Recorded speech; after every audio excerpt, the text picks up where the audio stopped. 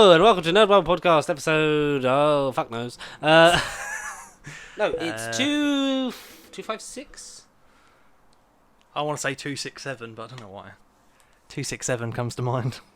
267, 265, 25 565 6765 01 0118 999. The first issue of 881.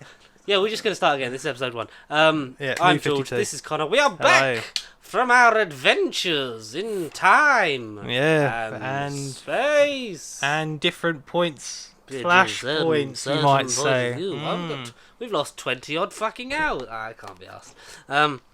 That's a problem for 22 hours from now. Yep. And we just lost 10 minutes. This thing. Yeah, I haven't switched this computer on in like 3 weeks. So this is going to be fun. Good reason as to we're why. both back together after our holidays. 2 weeks it's been. Yeah. It's only been 2. It feels like time has genuinely passed. Well, technically it's 3 weeks since we recorded. Since we recorded, yeah. Yes, 2 weeks since we last had an Saw episode each go other. out that was there. How was your journey into mystery? Or Germany? Yes, Germany is a mystery. From a like vocal language chord, yes, it still very much is a mystery to me. How they even pronounce half the stuff, it's beyond me. And according to my mum and dad, I'm a Swedish German. I try to be articulate and not be stereotypical here, but sound the way Germans sound, and I come across as a Swedish person. So God help my soul, give me another 25 years or 52 episodes, I might be okay. But long story short, Germany was great. I'm a changed person. I've learned a lot more about my backstory, if you like, keeping it geeky. Met some other family, and just went through a lot of personal stuff over there, and essentially discovered the other half of my life, as cringy as that might sound. But at the end of August, roughly, Gamescom 2023 is planning to happen, and it's very much almost confirmed that I'm going to be there at least for that weekend. So I'll be back in Cologne in about 8 weeks, roughly. Hooray! So yeah, huzzah. Nice What one, about man. you, dear friend? Well, my holiday was joyous and full of fun and frolicking and nonsense. It's just nice to be away, isn't it? I feel refreshed, recharged, ready to go again. Yay! No, but you know what? I did miss this. I really did, because I didn't even check the night. It was kind of like I did everything, put it out there, and then just kind of went. Switched off, went dark. Yeah. But we've done okay. We've done better on some things than others, but hey, that's life. That's life. Mm. That's what all the people say. Yeah. So we're a couple of weeks behind on some things, but who gives a fuck? Because nothing really matters. That's nothing really matters to me. Mama, I'll bring you back. Oh dear, sounds like you kidnapped her. No, if it was Ezra, then maybe. Oh, dodgy conversation. Well, we'll talk about the Flash. Dangerous later topic. The basic summary of the Flash is Connor's seen it. I have not. I'll catch it maybe on streaming, or if it's a cheap Blu-ray in the future. But I just don't really want to give money and endorse a human being that has behaved the way Ezra Miller and Warner Brothers to a point. Because, to a degree, yeah, definitely. They're not allowed to do any interviews with the press. They're just going to be there for a photo opportunity at the premiere. It's like, you are condoning this in a way. Because they had 3 options. It was either scrap the whole thing, have him actually apologise. Them apologise. Sorry, that's my mistake on the pronoun. Or recast. With Machete saying no one else can play the part as Ezra has. Grant Gustin. Plenty of people can. Yeah. First one's Gustin. Yeah. But I don't like the way that they have basically condoned themselves. They've done that, and then it's sort of been like, well, if we just don't say anything for a couple of months, then nothing happened. Yeah. So I know, and I had the ending of The Flash spoiled for me on TikTok, so I immediately messaged Mike, firstly in one of the Discord chats, and then between us, I don't know, we chatted for an hour. I do apologise for picking his brains, because my basic thing was, like we've said, what is the point in me being excited? Is it actually any good? Is it worth an enjoyment level to see it? Because I found it hard, since we know that the universe is ending and starting again, to be like, what's the point in seeing this? Like, I had that a lot with Shazam! Fury of the Gods, and it's a shame because I really love that first film. If this genuinely was the last movie in this current lineup, then then obviously this bit wouldn't be as much of an issue. But we'd still be sitting here for 2 years until Supergun Legacy, Superman Legacy, and be like, what's going on? I don't know. It's because we've got another 2 films. And we know the next one isn't. No offense to Mr. Beetle and any of the crew, it isn't going to address anything that happened from the Flash. And which I think is good, because then if it's left like insular, it can then be put anywhere. It can be put anywhere. They want a trilogy. The directors state that he wants a Blue Beetle trilogy. Wow. He wants a trilogy. I know we've come a long way and we've come to a point where we've had an Ant-Man trilogy, but a Blue Beetle trilogy still is like, wow. Booster Gold's got to be in the sequel. I'm looking forward to the Booster Gold show. Like, I probably won't buy. Is it still happening? It's a thing. Maybe. Yeah. Is it still happening? Because like I've evolved. I've avoided a lot of superhero fatigue scare quotes because it doesn't really exist. No, it doesn't. It doesn't. There were loads of Western films back in the day, and that was the genre film at the time, and that's what this is, superhero. Controversial. I still think there's too many Westerns, if you ask me, but that's all I'll say on that matter. No. What's in current ones? I was going to say, because there's not any really that have happened. No, but when I just do a little bit of browsing on the web and I come across this random film and I say neo-noir western or western, names escape me at the minute, but I look at the posters, even if they're not under the western genre, I just look at it and see the hats. Maybe it's just stereotypical. I just see the hats. Cowboy, western. Western, yeah. Animal, that's a western. Yeah, I don't know. Yeah, but like, this is the genre of the time, and I avoid a lot of the the burning out for me is by I don't really watch DC anymore. DC's a bit of an occasion, but not in a good way. Yeah, sometimes it's a really nice way. Like Peacemaker or the Suicide Squad. The second, 2021. Or the first Shazam. First Shazam, yeah. Or, about 75 to 80% of Aquaman. One movie, not controversially, because I can kind of get the ambition a bit more as time's gone on the most recent rewatch. Even BVS, again, absolutely not the fucking movie we should have had, not the one we deserve. Blah, blah, blah. I'm not defending it. No, not the one we wanted either. I just think because we now know, at least from a Snyder trilogy point of view. It shouldn't have been the fucking second movie in his lineup, regardless of if he was going to oversee everything. Like, we should have had individual movies, then have this, and then you would have had Justice League. It's literally like going from Iron Man to Civil War. Yeah, exactly, yeah, and with none of the characters in it. But I respect the ambition and just the overall plot, and it's superhero does politics and Game of Thrones manipulating, because it's all basically, this person wants you to do this and that. Bruce Wayne makes like it. I love bringing people together. I'm Lex Luthor. I'm not the fucking character I am. Look, I've got hair. Yeah, it's he should not have been in the movie. There is a world where Jesse Eisenberg can play a good Lex Luthor. Unfortunately, without hair, it's not this one. Oh, definitely ain't this one. Even in the, I'm only talking about the Ultimate Edition. I'm not defending the standard theatrical cut that we would have seen, but the Ultimate Edition, yes, it's longer. Yes, it's more of the same movie. Yes, people won't watch it because it's the same shitty movie. It's just a better version, and it does tell more of its story, and I kind of get it from both sides. But that's the thing. A lot of the DC EU stuff is in home media. Like, it only gets an Ultimate Edition. Like, it gets all the extra stuff. You don't really have an option just to watch the theatrical version of stuff. Yeah. Like, even the home release of Suicide Squad's a bit of a more extended one. I know there's the pining for the release the Ayer cut somehow, but I mean, whether that will happen, probably not. No. I know that James Gunn was asked like what will be the resolution for Peacemaker to possibly survive the change, and James Gunn's like, you just have to wait and see, because a lot of the questions were, so all your stuff from Suicide Squad's going to just stay and then you're going to change everything else. He's like, not necessarily. He's not to back Mr. Gunn, but he's basically, I read this week that he's shooting Peacemaker season 2 after Superman Legacy. But then that's straight from the mouth of himself. It's weird because Superman has appeared in shadowed body doubles the last 2 times we've seen him. Yeah. And then before which Superman, you may ask? We still don't know. No, because it's Cavill's Superman in The Flash, in silhouette, and in Peacemaker, just heavily in shadow and just. But then where's the universe change because there is no mention of Victor. Not at all. There And I isn't think, any. like- Yeah. I know people didn't like. Oh, this has become like a bit of a DC thing. Ron.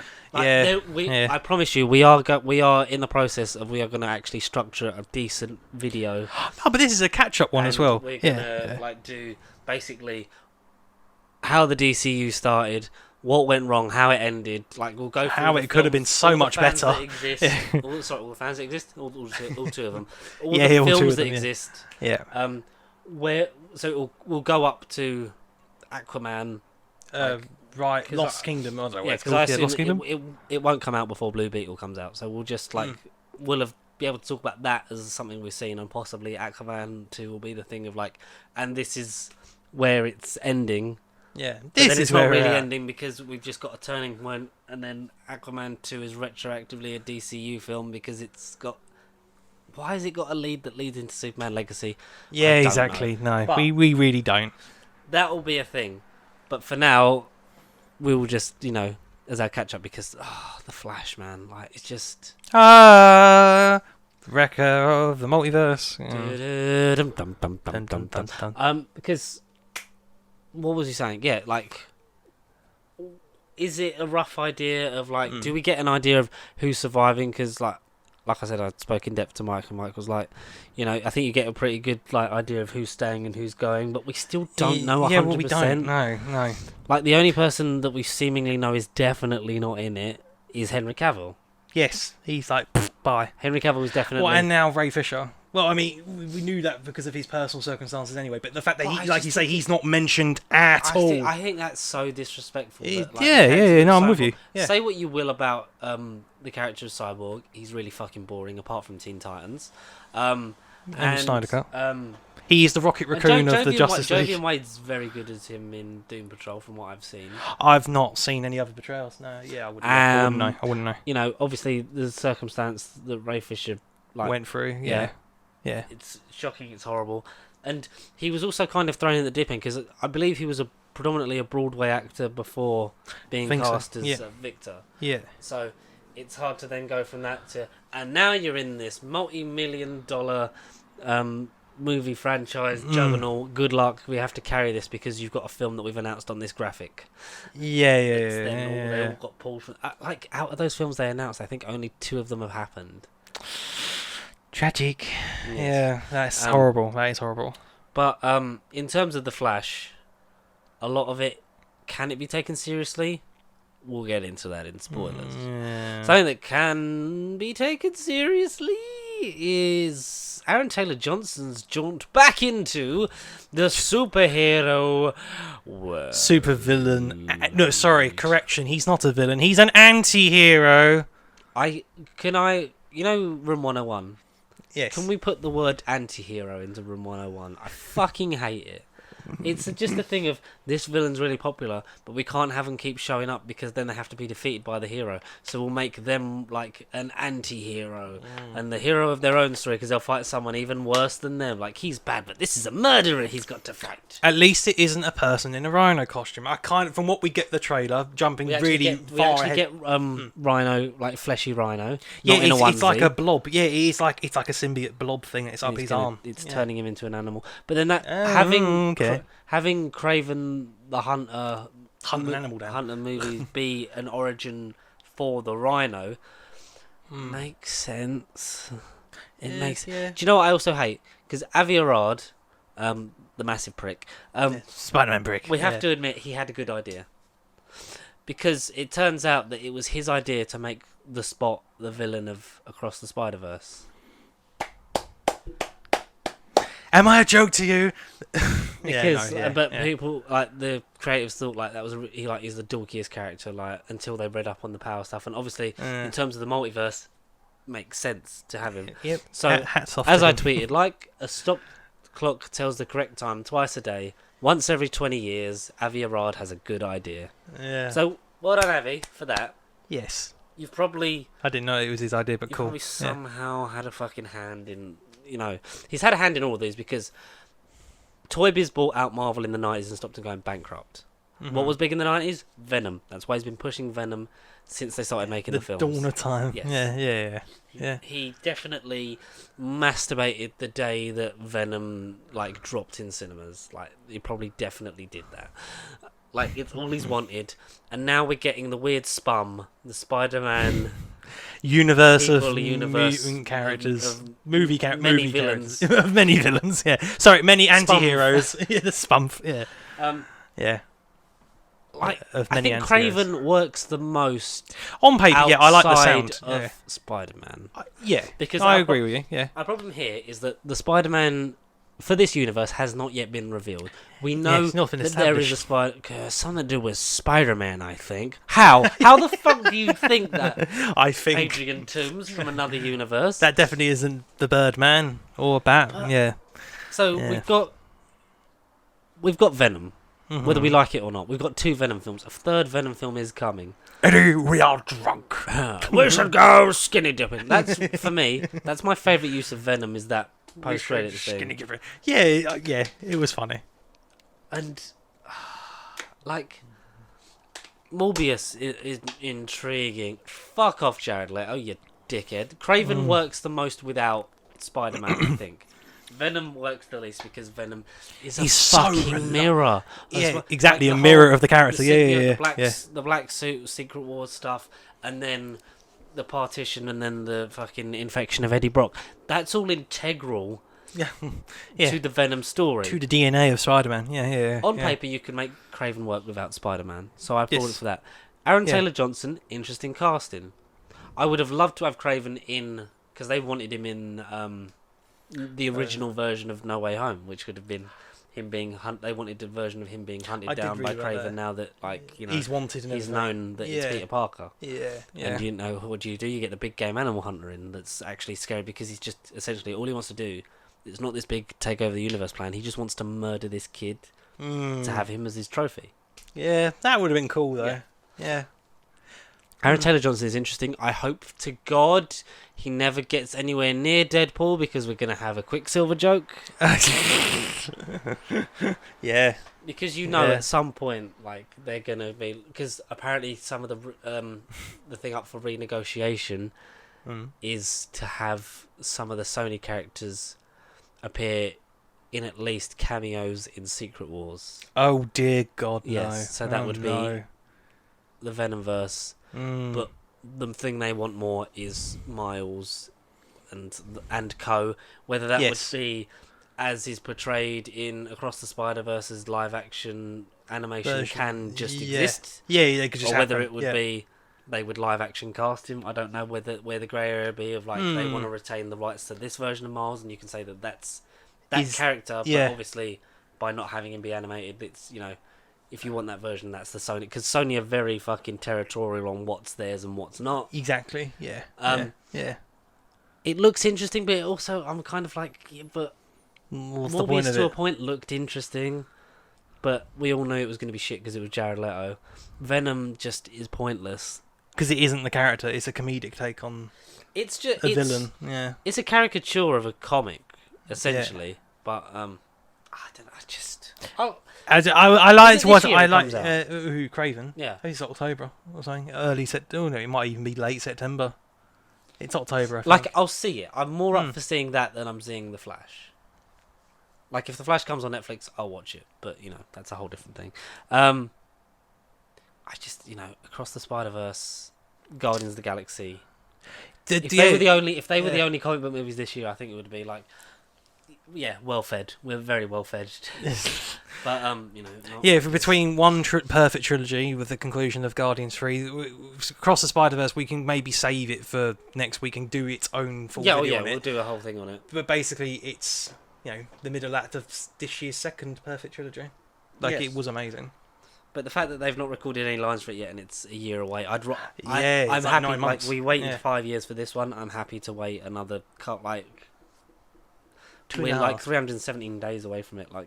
I'd rather them not rush it out. If they'd been doing them both back to back, then fair enough. Different. But when Hayley Steinfeld's saying she hasn't recorded anything for that yet, it's kind of that's a brilliant sign. Yeah, really brilliant. Do you know what I did see?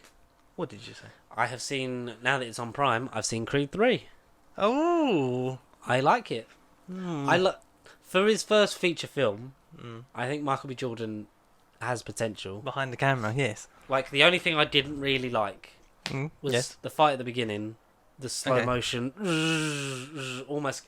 I know he takes a lot of his inspiration from anime. Yeah. But that was too kind of like, this... To me, it was the third act that really showcased the anime. The last fight, I was that thing when proper cinematic fight. Yeah, that was good. That works. But when he's doing the whole like sort of almost like robotic, false fucking got him, checkmate, like stuff like that. Bit gimmicky. Really enjoyed it. For me, second best possibly.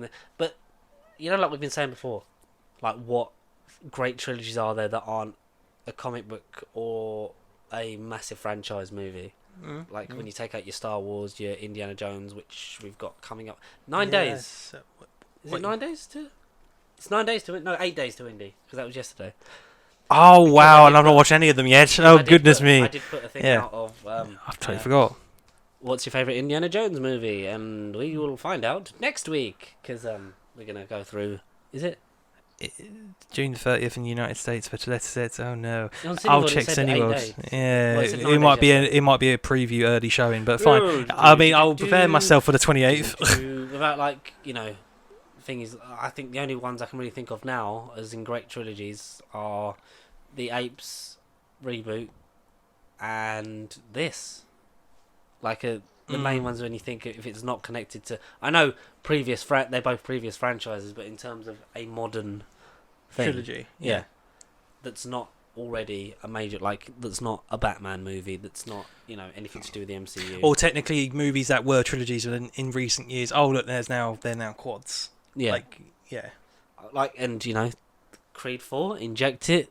Drago movie, inject it if you want. The Creed they're doing like an animated series, I think. Yeah, because there was a post-credit scene in the theatrical release of that. Like there was a scene of that was like a little snippet. But apart from the weird fucking speed force fucking dodging in the boxing ring in the very first bit, which is kind of, I was like, that's I know I'd read that because he's a big anime fan, that's what he brought to the aspects of Killmonger in his What If episode, because it was like the robots that he creates are inspired by anime and things like that, because he's a big very big fan of it. So he took a lot of that in terms of his directing, and that was the kind of thing that was like, that's Dragon Ball Z but not right, like that's kind of something you would see in a superhero thing.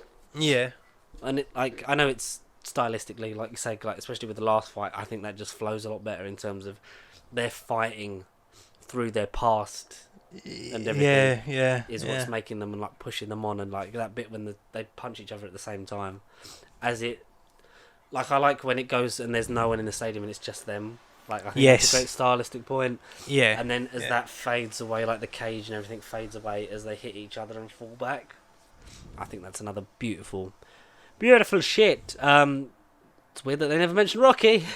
A little bit, but that's it's in the house. I think second or third. That one of them says something about Rocky, and he's like, he's not here. And I thought, okay, that's it. But the only thing I'd say about Creed is more plot based. I just think it's a bit quick. How I can't think of the character's name, but a certain conqueror in the movie, the opponent, Damian Anderson. It's Damien, yeah. Damien Anderson. No, I find it a bit quick how. Yeah, I get the beef is there and the tension, and again, like every movie, you wouldn't have the movie if they didn't have the beef. But how quickly, I can't remember the exact thing because it's been March it came out, or might have been late Feb. March. It's been a bit, but how he quickly, they were all buddy. Then it was as soon as he got out of prison, something happened. And it was the scene on the beach and how he was all. No, what was it? No. He lost the belt, didn't he? And then Damien got the belt off of him and basically he became the champ. So it was the scene on the beach. Scene on the beach. He's retired because that's the thing. If we flash to 2020, his last fight, because he fights what's his face from number one again? Not Drago. Yeah, the guy from number one. I can't remember his name. Conlon or whatever. Conlon. Yeah. I forget the actual real boxer's name, but But Ricky Conlon. Ricky I think Ricky Conlon's the character's name, but he's played by a real life boxer because they do. Yeah, that, you're right. Very well. Yeah. Obviously, Taserface returns as a cameo as Drago. Yes. No, it's not Taserface. Razorfist. Sorry, it's just so Taserface. It's metaphorical. Yeah, Razor Fist. Yeah, a better name. From Shang-Chi. From Shang-Chi. I like that. I like it that it felt connected to the others, like because Creed had that thing of it was living off the Rocky legacy, not just least by having him in it, but it was kind of like it's then felt like it deserves its own place within this. Like allegations aside, I think this is the best performance of Jonathan Majors this year. Mr. Majors, yeah. Out of this Devotion and Ant-Man, I think Ant-Man's definitely in the middle because I see what we're going for if we get there at this point. I don't know. Yeah. I know innocent until proven guilty, but there's a lot of things, and hopefully, if the victims get what their justice for them. And the right thing happens on all fronts to all parties. That's just all I would say on that. But because it was weird watching it like post those allegations. Post the allegations, of course. Because this was before Quantum Mania came out. Because it was Devotion, this, and then Quantum Mania in terms of release. Oh no! Ant-Man was Feb. Ant-Man was it was around my birthday. Yeah, it was a month apart. Yeah, sorry. Yeah, roughly. Yeah. But like watching it, I was like, this is a real shame. Like it's kind of. Obviously not in the same context yet because it's not yet been found whether this is, as far as I know, whether it guilty or not guilty. Like it's a bit like Kevin Spacey being in Baby Driver. It's like, this is a good film, but this man's in it. Yeah, exactly. It's a real shame. At least I didn't have that perspective first time around because this was in the Jonathan Majors this guy can really be something. And like I say, before everything came out, it was once everything came out. Then when I eventually get to Creed 3, that's when it'll be like you say, it'll be like yeah. Even like rewatching Quantum Mania, I'm kind of like, and I will be as well. Like, and it's a shame because it's like, I think the safest thing to do is recast. But John with the Kang character, you can absolutely do that because he's millions of people. Yeah. It looks different. Like some of them look like Jonathan Majors. That doesn't mean that was every single one of them in that arena looked like Jonathan Majors. That's what I mean, and that was my point anyway. Like you should have had different people stand in for Kang, or even in these movies where you think Captain America ain't got nothing to do with Kang, and then I'm not saying do it in post-credit. It's like, this person was Kang all along, or this person's a Skrull. But like, I feel like you should have a guessing game where this actor's in an undisclosed role. That's a bit weird, and we won't find out in the post-credit scene, but you'll find out come Kang Dynasty Secret Wars, and that's when you'll be like, that's how they connect because blah blah blah blah blah, and it'd be like, and it weren't all one actor, but they went down at the minute everyone's Kang until proven otherwise. That's the thing is like they really went to that performance. They went, that's where we're going. He's the exactly. It wasn't the plan, and then they looked at him and thought, he's the reason why we're doing this. And to respect you, we'll have you as every version of your character. But then whether or not that'll bite them in the arse remains to be seen. Yeah, but like my thing was that because like when I was saying to Mike, it was like it's like I don't want to because like back to the Flash. Like I don't want to dislike anything. Like I think healthy competition is good because it's like we've got to up our game because the studio across the road are doing like the same, like they're going for their thing. Like DC had the multiverse thing on lock. Like Crisis on Infinite Earths was everything the Flash movie should have been. Absolutely. Cameos that service the story, not just the oh my god, there's CGI Chris Reeves. Spoilers, but Nicolas Cage, but we knew about that one. That I think that was the best one because that was genuinely a filmed bit, and it was kind of because I thought that was just going to be sort of like unused shit from Superman Lives, the concept art of Superman Lives. Yeah. But I was baffled because I hadn't seen it. I was like, it's a weird underwater thing. It's shark, and because each of the cameos, getting into detail now, they're all like different orbs. I thought I was looking at the Green Lantern world because you have like a green thing, you've got blue, you've got red, you've got purple. And I was like, oh, this is like the Lantern Corps. I was like, is this some Green Lantern shit? And that's when you realise like each of those colours represents a world and a universe.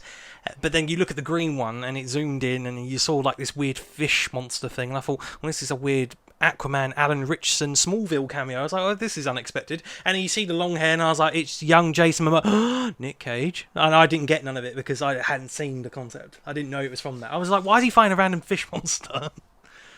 Like an underwater thing. I was like, well, what's this all about? But then I saw his face, I thought, oh, goddamn, you gorgeous man. Nick Cage! Yeah, what were we saying? Yeah, like they... Like even... Where DC haven't ever sort of got going or found their game, like they've had a few really good movies in their universe. Yeah. They've had better movies outside of their universe. Even Joker has done better, like in terms of awards. Even though it's not a good movie, and I'm not looking forward to the second one. Like that stuff's better when they don't focus on the they tell better story. Like they've got some of the most famous characters in fiction. They do. Like they have two of the top 3 superheroes, arguably of all time, in Batman and Superman, yeah. And then Spider-Man's probably third in most recognized, like global appeal, most recognizable. Yeah. Yeah, definitely. They're the Trinity. Yeah. No offense, Wonder Woman. You're the first female superhero. Absolutely. You're always going to be number 1. But you're not. But all that Marvel had, they started off with the B list of characters, and they built a universe, and without competition, like when they started, around the time of Iron Man and that, they kind of sort of were almost like phase 2 is almost like panicky in like terms of like, no, we got to stick to this, but then they find their form of let the director put their style in it. We just need to get from point A to point B. You get us there on your journey, like you're part of the puzzle. But without having competition, sorry, they've kind of just like taken their foot off the gas a bit. They kind of just cruised. For a bit. Like DC always had the TV stuff over Marvel. Absolutely. Marvel started doing it with the Disney Plus stuff. Arguably, there is a lot more good Disney Plus Marvel shows than bad ones. Like they do good telly, especially like when you take into account the Netflix stuff. But they doubled down in a multiverse landscape with an actor that we're not sure whether they'll still be using. Yeah. A medium that's just kind of been done, but like they'd started it, like the Flash copies off of No Way Home, but the Flash does the kind of things that it wants to do, like it'll be on a smaller scale instead of like changing universes, like traveling multiverses. It does that, but they've also already done that in the TV. So Marvel are kind of fighting a losing battle, and I think it's because they didn't decide on it until near the end of Phase 4. Or they probably decided on it beforehand in terms of, like, us.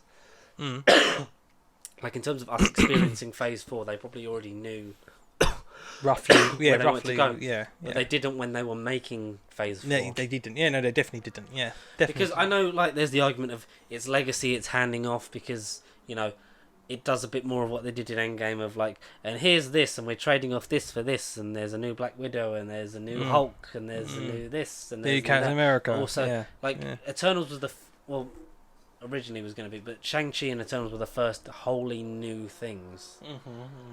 And Shang-Chi is arguably the better one, because it keeps it more grounded. But like what Eternals wanted to do doesn't gel with a lot of people, but like. It's the first thing that's completely like, no, this is new, but then we've gone back round onto, no, we want these things, but with loads of cameos. And No Way Home didn't help that. And especially like the hype that we both experienced with Doctor Strange. Like, oh, it's got to have Deadpool in it in this like facility. It's got to address everyone. Like I've seen all these pictures on like the people putting screenshots of the credits, and it's got all these people in it. And obviously, black people then took that and added loads of fake ones onto the end. And to really fuck people up. It's like. It shouldn't be about this. It shouldn't be cameos for cameo's sake. Like I think, we haven't had a cameo in a while. Let's put another one in. Let's put another one in. Yeah, exactly. Which the Flash is guilty of a bit. Spoilers for the Flash in just a moment. I want to kind of clear some of this backlog of stuff that I have. Yeah.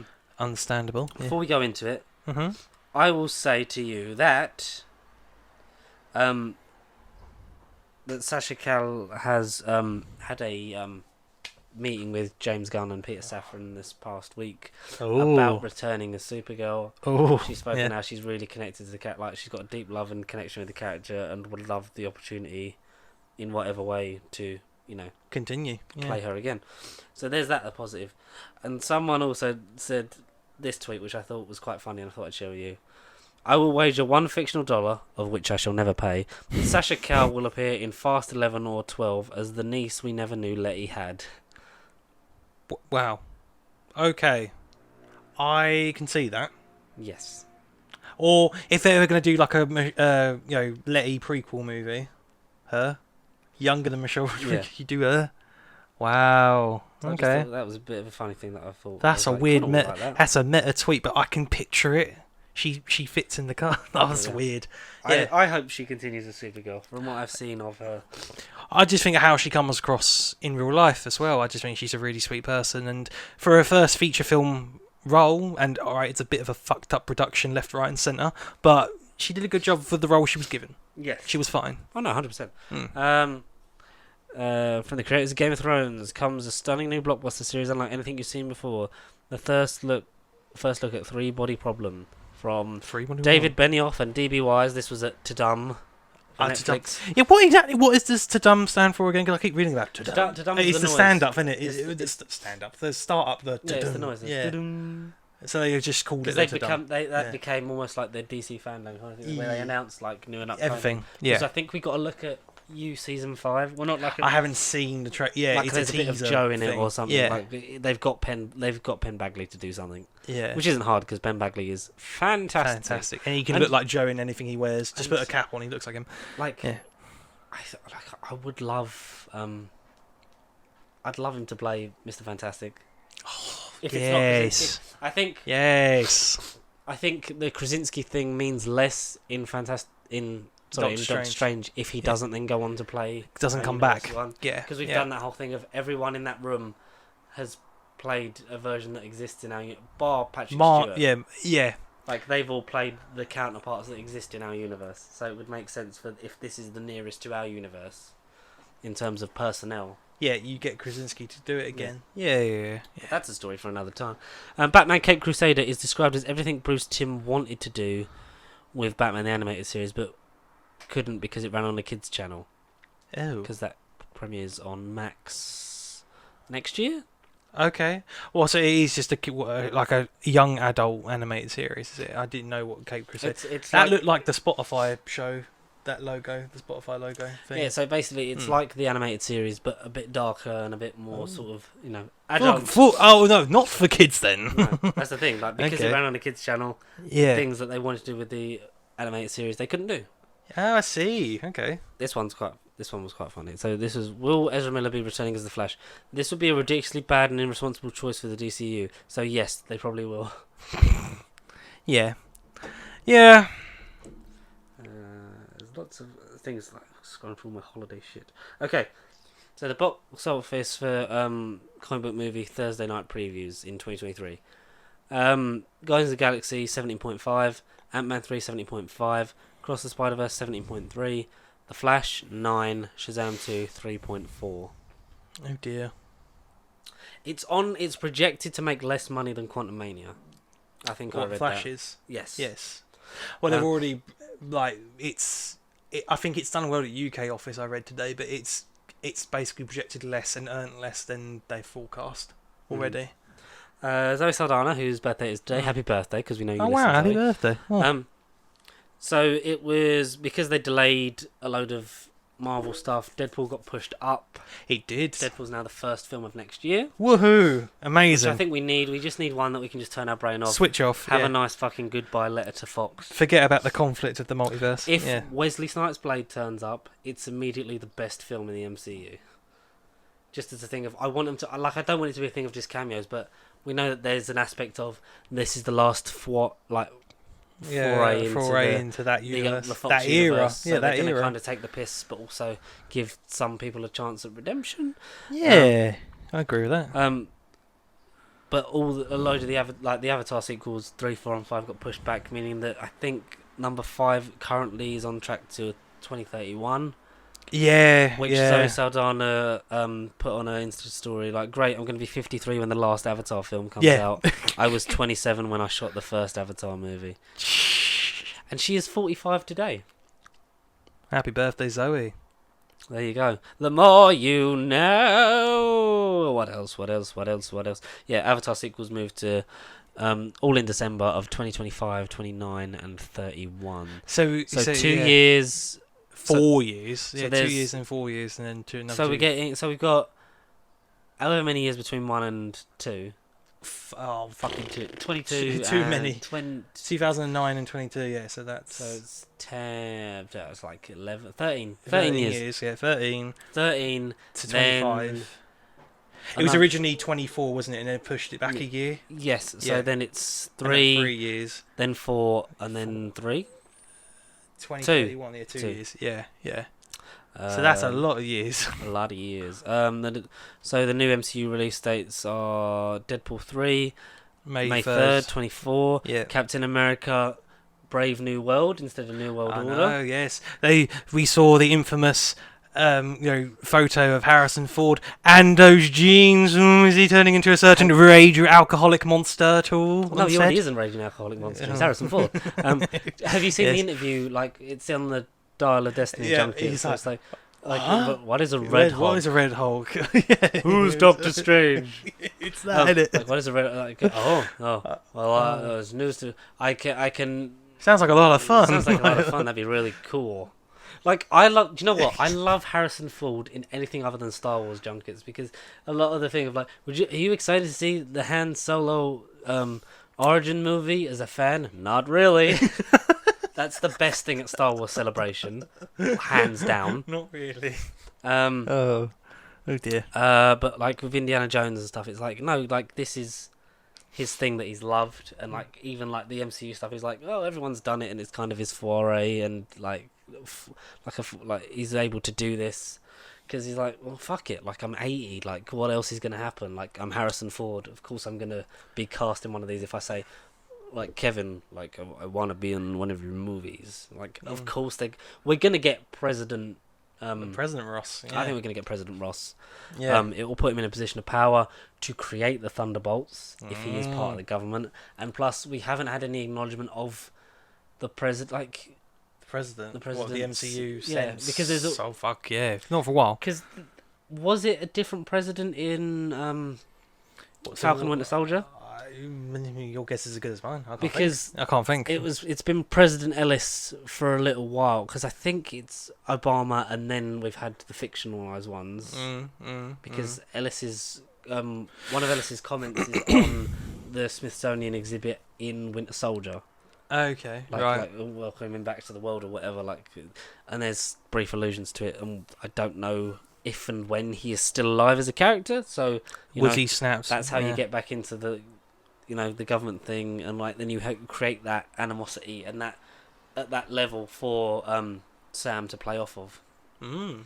Good analysation, yeah. August 26th for that. I think A New World Order is a better title than Brave New World. Brave New World's better than New World Order? No, I think the first one was better. Okay. I mean, I prefer the NWA. I like a good old wrestling reference in a Marvel title. And, I mean, it's movies with wrestlers in it, so, I mean, they could have kept the New World Order. Thunderbolts December 20th, 24. Blade, even though we don't have a director yet, and they're still doing this. No. Blade is Valentine's Day 2025. What a lovely movie. It's so close to May the 2nd, 25 for Fantastic Four. Just move it back like 28 days. And a year. 28 days and a year. April 4th, 2024. Like, Deadpool 3 comes out, jokes, it's actually a Fantastic Four. Well, the Fantastic Four will be in it, so. Yeah. And then Kang Dynasty, May 1st, 2026. And Secret Wars, May 7th, 27. I'm glad that they're a year apart, Infinity War Endgame style. I think the same year would have been too much to ask for the audiences. Yeah, agreed. Swallows your own tail, and obviously there's the gaps in between that we don't know about yet. So at least there's, like you say, there's gaps we don't know about, and there's going to be stuff in between those movies that we've just gone through, so win-win, I guess. But, I mean, Deadpool coming first, hooray, good. I think that's a good decision. Nice call. Yeah, the game of Avatar. Zazie Beetz is she doing an Andrew Garfield? Like, She's not in it. News to me. Like, I'm not in it. Like, I've not heard anything. There's a horror short from Across the Spider-Verse about Miles having an anxiety attack. Yeah, I can't think what it's called. I haven't seen it. The Bite or something like that. I look forward to seeing what that's about. Charles Dance said he would sign a petition to remake the final season of Game of Thrones. Oh, That's an old man going the wrong way about using his power. I still love Charles Dance, so it's probably just him going. Would you sign the thing? He's like, yeah, sure, whatever. Because Charles Dance probably, much like Harrison Ford, the British Harrison Ford, if you will, probably doesn't give a shit. It doesn't give a shit. So apparently the Spider-Man spin-off film for Hypno Hustler has been scrapped. Oh, which is a shame because I think that as a spun movie, I am more interested than the big villains. I think so. Give me a Hypno Hustler movie any fucking day over Morbius and Venom. Has apparently been scrapped in favour of Donald Glover appearing as MCU's Prowler in future Spider-Man films. I just random thought, thinking about the spun, but also thinking about a credit scene that didn't get a follow-up on. Are you going to get a Scorpion movie with Michael Mann? That's the director. Who the fuck plays Scorpion in Homecoming? The guy from Far Cry 3. He's Michael something. I can't think of his second name. I can't think of his name, but yes, I mean he's got the perfect setup, and maybe haven't heard he'll from probably him. end up in the spun. But I think it would be nice to get Scorpion in the MCU. A proper take on it. Yeah, I think eventually we're gonna have there's gonna be an absorption of here's the universe in that universe in some capacity, especially when you get to the fucking Kang Dynasty and Secret Wars stuff. There's going to be like a Flashpoint event in the spun to then make it part of the MCU retroactively. Yeah, in a really weird way. Yeah.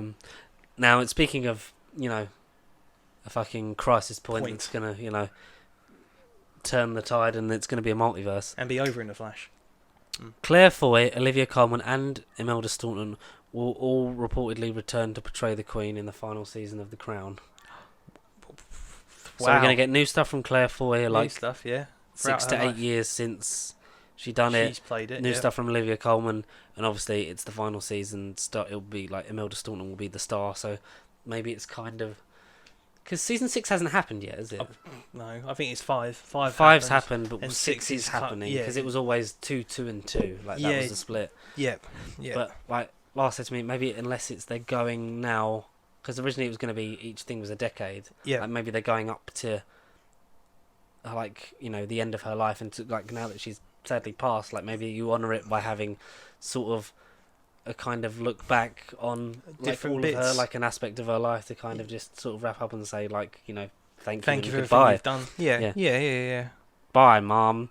It's weird, but I dig it. Something I don't dig in terms of sexual assault, because we talked about that with Ezra Miller, and Jonathan Majors. Old fucking name of I the did not know Submariner. that. Oh, brilliant. 11th of June this was. Great. Apparently, how do you say his name? I think it's Tenoch Huerta. Yeah, Huerta. has reportedly been accused of sexual assault as well, like with the previous two, even though we know Ezra's off their fucking rocker. Yes. So more in line with the Jonathan Majors thing. I hope all guilty parties are brought to justice, and all the victims are seen to be, okay. Yeah, okay. All that jazz. That's a genuine reaction. I hadn't read that. I hadn't known. Oh, there you go. There's a surprise. That's great. Cool. Do you want to be cheered up a bit? Yeah, please. Deadpool 3 coming out tomorrow. No. You delete that one because we talked about that before. Sorry, it's just because I got loads while I was on holiday, I was seeing stuff as well. Where is it? Tom Holland is now as old as Tobey Maguire was when he became Spider-Man, because he is 27. 27. He old geezer. beginning of the month. Sorry, he celebrated his 27th birthday, and we've got more to come. Hopefully from that version of Spider-Man, and he'll fight the Kingpin, because if you see, Vincent D'Onofrio has basically been there's maybe a line of people between you and me, but I'm gonna fucking get you, in character-ish. I'll get you. Yeah, gonna get you. Squash you like a bug. We talked about that stuff. Ezra. rumored casting, even though it's all fake, for the Harry Potter HBO Max series. Okay. Leslie Manville was McGonagall. Like, this is all genuinely, it's not real because it comes from a fake fucking Facebook page. Yeah. But run with it as you will, because some of them I think are interested. Liam Cunningham as Dumbledore, which I get. Yeah, I can see that. Yeah. Because, you know, we're going to go for someone that can carry... Because if you're filming for the next 8 years and doing 7 seasons... Like, that... Andy Serkis as Hagrid. Again, I don't hate... not awful. Yeah, I get that. In Ruth Wilson reportedly in talks for a major villainess role, so probably Bellatrix Lestrange, because she's the only villainess in the fucking series. Yeah. This is definitely fake, like David Tennant as Tom Riddle, Voldemort. Oh, yay. No, because he's already been in the thing before. No. But this is the one I like, alright? Ooh. As Professor Severus Snape. Not Adam Driver. No. Who? Christopher Eccleston. What? I don't hate it. No. I don't hate it, but obviously it's probably fake. Yeah. So take it with it. But Liam Cunningham is the one I'm like, yeah, I think Christopher Eccleston's Voldemort, if anybody. No offense to how he looks and his physique or anything. Well, I just think he's already bald. He's already, you know, I think he's just halfway to Voldemort. But if you can get a young Christopher Eccleston to be Tom Riddle, I think that's how you get possibly Eccleston as old Voldemort. Voldemort. Old Voldemort. Yes. We'll see. I'm still not looking forward to the fucking show, and I'm probably not going to watch it because I don't like endorsing The Flash. I don't want to give J.K. Rowling any money either, because you know, don't be a turf, you bitch. This is another bit, another sad bit before we get onto the really sad stuff. Galen Suzman, who was the individual who saved Toy Story 2. I don't know if do you remember this story? Vaguely, I do. Yeah, so 90% of the film was deleted from the servers. Someone accidentally ran a command that deleted 90% of the film from the files. She had a copy of all the files, or at least up to maybe a slightly earlier point in the edit, and basically saved the movie because she had a copy that she was working on from home while she was on maternity leave. She was laid off by Pixar at the beginning of the month. No. And people are saying not only should this woman forever have a job at Pixar, she should be incorporated into the fucking Disney Hall of Fame of Legends, because without her, one of the greatest Pixar sequels, arguably probably better than Toy Story 2, because it's like Toy Story 1, just a bit more polished. Sorry, Toy Story 2 is better than Toy Story 1. She got laid off by Pixar. No way.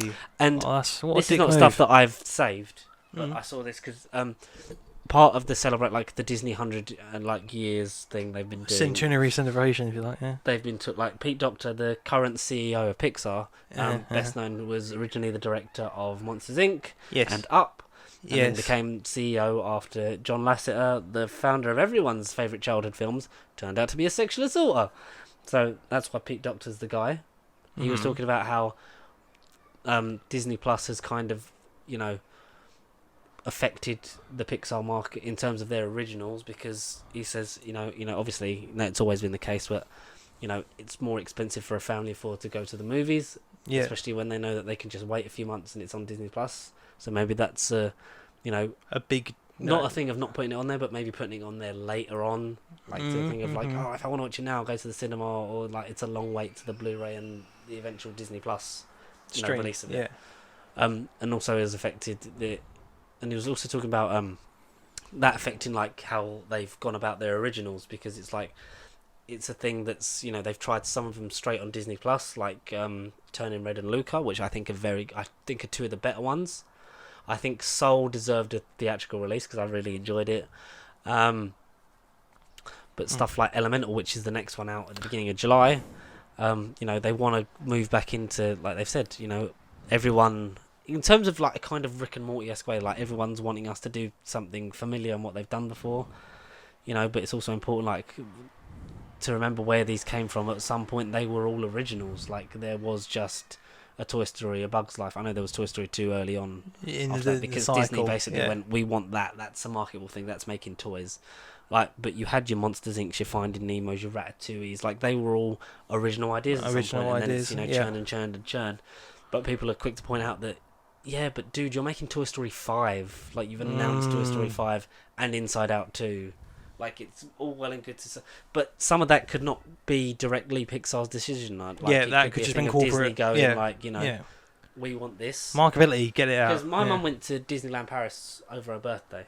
And like obviously bought something for Noah, but like we was like saying, it's kind of weird how like I know a lot of them films are merchandise things, but it's weird that Toy Story is the only thing that cause they're constantly like making stuff. Like you've constantly got the toys on sale in the Disney stores, whether that be in the parks or like in Oxford Street or wherever those stores were. Because I know there's not one in Lakeside anymore. Like it's weird that that's obviously it's their most successful franchise. IP, but like the bunch. it's that thing that's getting another film because like obviously whenever a new film comes out, then that's always been a point to, and then we'll bring out more of the merchandise again and like repackage it, and like it's the proper stuff. We have the expensive ones or the cheaper ones. There's a guy on YouTube, I forget his name, but he's got an awesome like film accurate Toy Story toy collection. That is like a lot of them have been custom builds that he's bought or made or pieced together different parts of different toys anyway. But you don't get that for your Monsters Inc.'s, your Ratatouille's, your Cars. You sort of do a bit because they did have the third film, so there was like a lot of the die-cast toys they brought back out again, and obviously there have been new toys added for each film. But it's weird that obviously they're going to keep making films of the ones that sell, but like because Noah's favourite film at the minute is Monsters University, which is it's not a great one, but like no, but it appeals to youngsters. It's one that's colourful. He's zoned in by, like, he likes Monsters Inc., but like for him that one University it's just more Monster World. It's fun, it's light, but like to find toys from that, or even the original release of Monsters Inc., which was 20 years 22, yeah. Like obsolete. And then you have the whole thing of like, whoa, and then more Ratatouille toys because that was a good film because they were selling rats to children. But speaking of selling rats to children, Jesus, I was going to go straight into the Flash, but I will. I'll do one bit of thing before. So, did you ever notice that the end credit sequences for Venom and Venom Let There Be Carnage are the same, just recoloured? What bit? What exactly are you? So that's Venom. The actual. I thought you meant the post-credit scene. Yeah. And then that's Venom Let There Be Carnage. I mean, I'm not shocked by that. Yeah. Okay. Yeah. It's not something I ever thought about, but no, you're right. That the evidence is right there. And also on holiday, because when I was in the island of Miyake, the standard that you get Burger King at the airport, right? Didn't get it because we flew really early in the morning. So shame. Like it was a few days later. There was one like down the road because we'd gone through the shops and stuff. I'd grabbed one insanely cheap. Like it was €10 for this meal that was basically, it was like a King Junior meal, but you get a side and a drink and an ice cream included, and it's €10. I got a meal for for like €9 something. It was like £8.37 or whatever. I got the Spider-Verse burger. Oh yeah, yeah. What do you think? What's your review? Fabulous. I mean, Burger King make the best burgers. Like it's actual beef as opposed to McDonald's. Processed stuff. Sponge. Yeah. Yeah, but it was a triple burger, cheese in between each layer, red bun. They had another one, but it was chicken. We also got it in the airport on the when we was waiting for our flight home. But like they didn't put cheese in mine, so fuck you, Spanish Burger King. But I was like, oh, that's cool that they've got and then like the toys for the King Juniors were like these cardboard sheets, and you popped it out, and it was like you built like buildings like from the skyline of Spider-Verse. Okay, yeah. So I was like, yeah, it's quite cool and cheap and lovely and delicious. And onion rings are always better than fries. Onion rings. Yeah, you could swap your fries for a regular equal portion of onion rings. For no extra charge. And they had loaded fries. Cheese, bacon and chilli and stuff like that. So, that's the food section. Burger King. Get your ass to Burger King. And they had the sequel game to Uno. Played that so cousins, they're into their Unos and board games and different collections and stuff, but we saw DOS. Yeah. But yeah. You can play 2 cards at once. I know, magic. Yeah, DOS is And just like terrifying. Magic, and just like magic, The Flash. I've not seen it. I don't plan on seeing it in cinemas really. Like I'm not that fast because I've had the ending spoiled for me. I've had a long conversation with Mike and a long conversation with Connor before we started recording. And basically, I know what happens. No, I haven't. Flash. No. It's First one, off. Yeah. What do we want to do? Spoiler free first, even Fine. though we said that George Clooney's in the film. Sorry. Sorry, not sorry. It won't matter. Can I say, when I saw the video of that ending with him in it, I immediately messaged Connor and went, I told you. No, if that was cut, then I would have been like, phew. It was more your thing where you were like, oh, the guy Bruce with long hair, that's absolutely Clooney in a wig. I'm like, no, it fucking isn't. No, but it would have been those, because let's be real, Warner Brothers took the wrong lessons from No Way Home.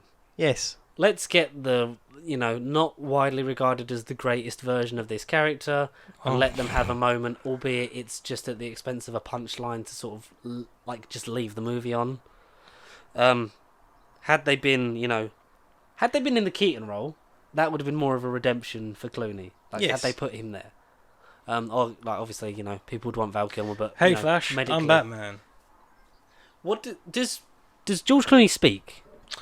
Yeah, because I've basically, when, like with No Way Home, like with Doctor Strange, character reveal moment, it's fuzzy as fuck, and I can't hear anything. He literally says a line, and then it's kind of a line. Yeah, and Barry's face, and he's kind of like, and then it ends, and then you get the post credit stinger, which we'll get to in a bit. But it's got nothing to do with Clooney. It's not that exciting. But he's literally He says something. He literally goes like, Bruce, you see the paparazzi cover the car, and you're like, oh, it's obviously a reveal. And I'm like, oh, it's got to be Keaton. I was hoping for Keaton or even Val Kilmer. But medically, unfortunately. Yeah, of course. No, I knew. Did you laugh a bit when you saw Clooney? No, I was honest with you. I was smiling a lot in this movie the whole time. Yeah, I was really into the story. I was into the emotional thrill ride, and I will just say that I think the setup compared to No Way Home is better. Yeah, you have we've gone over it off camera. Yeah, but I do think we had a big old chat that we were like, we should really start the podcast because we're basically wasting all the good. The setup to the movie is better, and for the most part, the character of Barry Allen. I'm not saying Ezra at all. The characterization of Barry Allen is really well handled, and at least you get from the point of it's from more of a personal journey. And regardless if we've seen other films that should have come out before this, because in a way this is the Black Widow of the DCU. This should have come out years ago. But I just think it's so unfortunate that the first feature-length film of the Flash in live action is Flashpoint. Is loose Flashpoint. I know that comic movies they use the titles to either it can hype, they can use certain character aspects, they can be adaptations sometimes in name only. Like Civil War is not the grandest adaptation of the Civil War arc. It's a Civil War adaptation that fits the universe they've already created. It's in. Days of Future Past is not a direct adaptation of Days of Future Past, but it's mostly the pieces are there. Like Logan is of the old man. Is Old Man Logan. Yeah. Light, because obviously you're not going to get incestuous Hulk fucks and blind Hawkeye because they're tied up in different studios. Yes. Like No Way Home was aspects of One More Day. One More Day. I was going to say Born Again, but One More Day. Yeah. Like Daredevil will be Born Again. We're presuming an adaptation in name of Born Again, which was slightly touched on in season 3. Yeah. But for it's flat. Where's this video? I'll try and find the TikTok. But for it to be, it's Flash, right? Now it's a Flashpoint, and it's called Flash. No, it's a Flash movie, and it might be its own thing. Now we're gonna still do it and reset the universe and do all the aspects of Flashpoint, but none of the broad strokes. It had, I think, more of the fine details of Flashpoint, and we'll go into spoilers in a sec. But there's no Thomas Wayne. No, it isn't, and there's no Reverse Flash. I think are the main omissions that I'm knowing about that, I'm like, yeah, and it makes me want to see the movie even less. So, but as we've said, why are we getting excited for it? Oh, it's the best superhero film of all times. It's the height. It certainly isn't. No. Where for you do you rank it in the rest of the DCEU? Well, my good friend, I actually last night, without ease, because I find it really easy. I think, bearing in mind, of course, some of these are interswappable. Interswappable. No, I like that. Into the swappable verse. No, Again, Flash is obviously the most recent and will, I think, go down a spot or two from where I put it, but quickly, a quick DC EU ranking /U/whatever. Worst the Justice League. Need I say more? No, thank you. Goodbye. Never should have happened. Because ironically, the worst arguably made one of the best. It's not number one, but big course correction. Did the DC EU, whatever remnants of it, did it massive fucking favours in my eyes. But anyway, Justice League, fuck off. Second worst movie, I think, is Wonder Woman 84. I can see it. Again, in a time where the world was so shame as negative, and the magic of Wonder Woman 1 was so good, and it's high up, but to get to this and to not feel anything, I don't particularly think it's like awful. It's like when I watched Justice League, I just think it could be better, but you were the best thing about the movie, but everything else is kind of it happened. Do you know what I think the mistake was? Pedro Pascal didn't have a child to look after. No, he did not. And that should be in his contract. No, but despite Justice League and Wonder Woman 84, they're the two I'd say I actively dislike. The rest of them I can... Well, even the one that's above Wonder Woman 84? Well, so 12 to 10 are the ones, and then from 9... Go on, so you might as well go. Well, so 12, Just 26... We'll 26 do this, like, this will be... In depth, this will be part of our DC stuff, but like... run us through it. But no, so Justice League 84, that shit, both of them terrible. Yep. Okay to movie is 2016 Suicide Squad from there. Oh, it's not okay. It's not. No. It's so bad. Well, that's why it's low. It's not higher. But that's the thing. From 12 to about 6, that's when I was like, right, which order am I putting it in? Mm-hmm. So then above that you got... The hierarchy of the DCU himself. The reason why he went so I think for the lying, he should go down. Down further. Yeah. But Black Adam, I had fun with it, but it felt like Suicide Squad when I was watching it. Did you have more fun with Shazam 2 than Black Adam? Absolutely. Fair yeah, I know. That's not a debate. I think they've also they've ruined each other's legacies. By obviously The Rock not letting Hawkman and what's his face be in the post-credit scene, and also just refusing to like, if you want to be the main guy in the DCU and you want to fight Superman, that's fine to have Henry Cavill in it, but surely you want to be across every movie. So it's like that's the guy. That's the guy. Like, that's what I mean. Superman, like he's gonna fight Shazam because obviously he's evil Shazam. And he didn't even want to be in the fucking Shazam films. Apart from the brief reference in like the hologram in the first one. There is nothing to connect Shazam and Black Adam. No. And it's so stupid. Shite. No, don't be. So then number 10, that's when I was like, alright, this is the end of the bad to movies, is BVS. Batman vs Superman. But I think Dawn of Jaundice is just... I mean, it's got... Like, the thing is, all of these films have bits in it where you're like... Oh, this is what it's good for. Like, and there's some good ideas, but they've sunk to the bottom and drowned. Yeah, but then I think the bottom three, corporate studio interference, rewrites, mess ups. You can say that for all of them, really. Majority of them, yeah. Apart from the ones that managed to hide it well or fight it off enough. So once you get to Dawn of Jaundice, you know, Ben Affleck was the best part of that. Absolutely. And Jesse Eisenberg is the worst thing about it. Like I said, there's a good version of that character somewhere. It's just we'll never see it. We'll never see it. So then once you get to single digits, I feel like you're in like the good bit. Maybe once you get to the top 5, that's when I think you're into something special. But then I go Aquaman. I just think number 9. I just think it's rom-com, then just like generic action movie. Said before, then it's a horror in the trench. There's 4 different scripts. Yeah, from what I remember. If it sticks to at least 1 or 2 of them, it would probably be a lot higher. I think for me, it's probably like my top. It's in my top 5. It's like, for me, all of these are due for a rewatch. For me now, it's the Suicide Squad, Shazam, Birds of Prey, and then probably Aquaman. And then Wonder Woman, just because the final act is just so fucking... It's like a fucking dog's dinner, that last bit. But that would for me, if I would roughly now put my 5. Okay. And then maybe Man of Steel was an honourable sort of 6. Carry on. So Aquaman's number 9. Then I'd say Birds of Prey. I love Birds of Prey so much, and I love Margot Robbie, and could she be Sue Storm, apparently? Maybe. I mean, she'll take over the world with those heels of her. We'll see how Barbie does.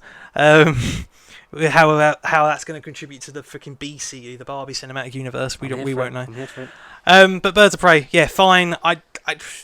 It's probably the most innocent movie on this list for me. It happened. I had a good time with it. I liked Ewan McGregor, and it's there. Do you know what I think? Because obviously it wasn't, promoted well. No, it was kind of hung out to dry, and it was a spin-off film of a film that was not very well received.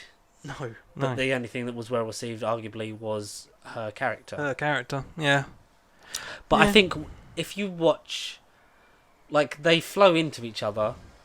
There is character progression between Suicide Squad, Birds of Prey, and the Suicide Squad.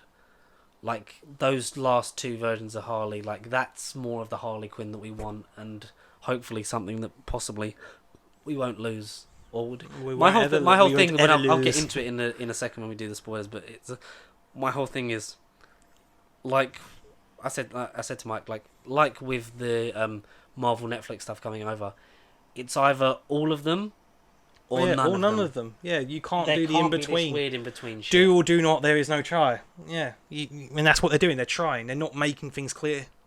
Do or do not. There is no try, and they're just trying to make sense of it. Yeah. But then they change their minds every few weeks. Yeah. Yeah. You can't have. I just it is a mess. As much as it would be a shame to lose, Margot Robbie, arguably Jason Momoa, before Shazam 2, I would have said Zachary Levi, and and co. Yeah. It's kind of even like Peacemaker, it's got to go. It's either all got to go or it's all got to stay, and you've got to fucking make it. You've got to bend it round to make it work, but it won't because we've lost Cavill. So yeah. Sorry, carry on. So number 7, I'd say Shazam: Fury of the Gods. Fair. I think that's fair. I think it possibly could be it's 7 or 8. I think. People would put that a lot lower, but I don't think it's as bad. I can see why it would be a lot lower. I think. But I had a good time with it.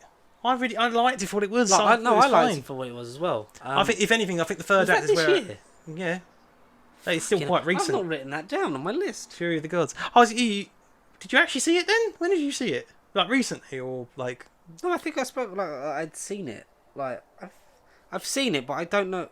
It wasn't at the cinema, but it's been it's been a minute. It's been a while, yeah. It was about March, I'd say, March or mid-March, I think. I've seen it at some point. It happened. I definitely saw it because I was I get why it's not liked. Yeah, I do. I get why it is but for me, I still do. I think that's fair for Shazam: Fury of the Gods. I do. I'm going to update my thing. But then right above it, I put the original Shazam.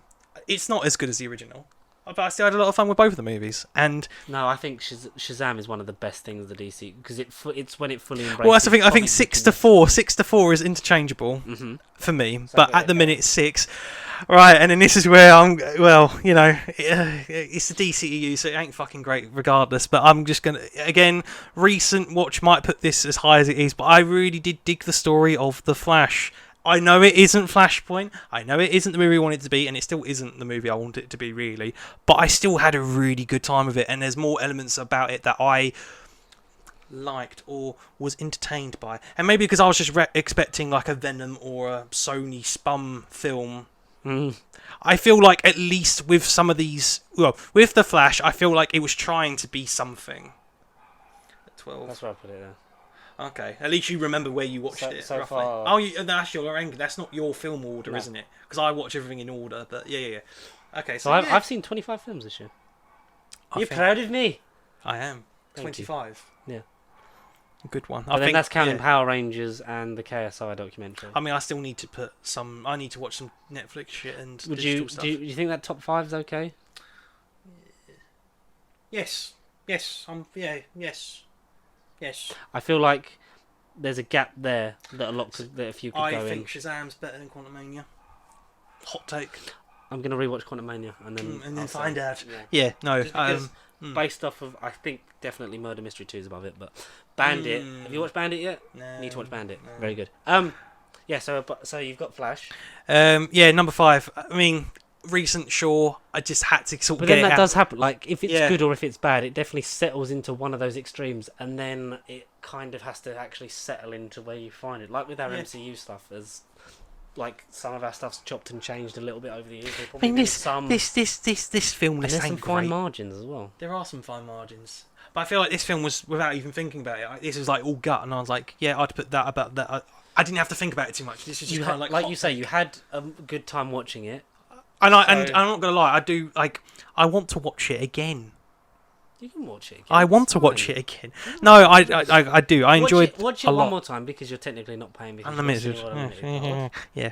And Um, then yeah, buy it yeah. on Blu-ray at a car boot sale. So Yeah, you just directly counter. click into Warner Yeah, exactly. Yeah. Or just pirate it forever. Yeah, no, it's hot take, but Flash, No, it's officially in the top 5, but it will probably go At the down. moment, This isn't definitive. Things either move up or down slightly anyway. Like with I think the only thing really that, in terms of like my MCU stuff, I think, there's some fine margins in it. It's like with a lot of things, it's the opinion and how you feel on the day and stuff when you write it or read it or watch it. Yeah, It can take you. So top 4. But I knew from the 4, if you kept track, if you know what 4 I have are kept left. count, and I'm very happy about one of them being as high as they are. What, Zack Snyder's Justice League? Have you counted that? Or?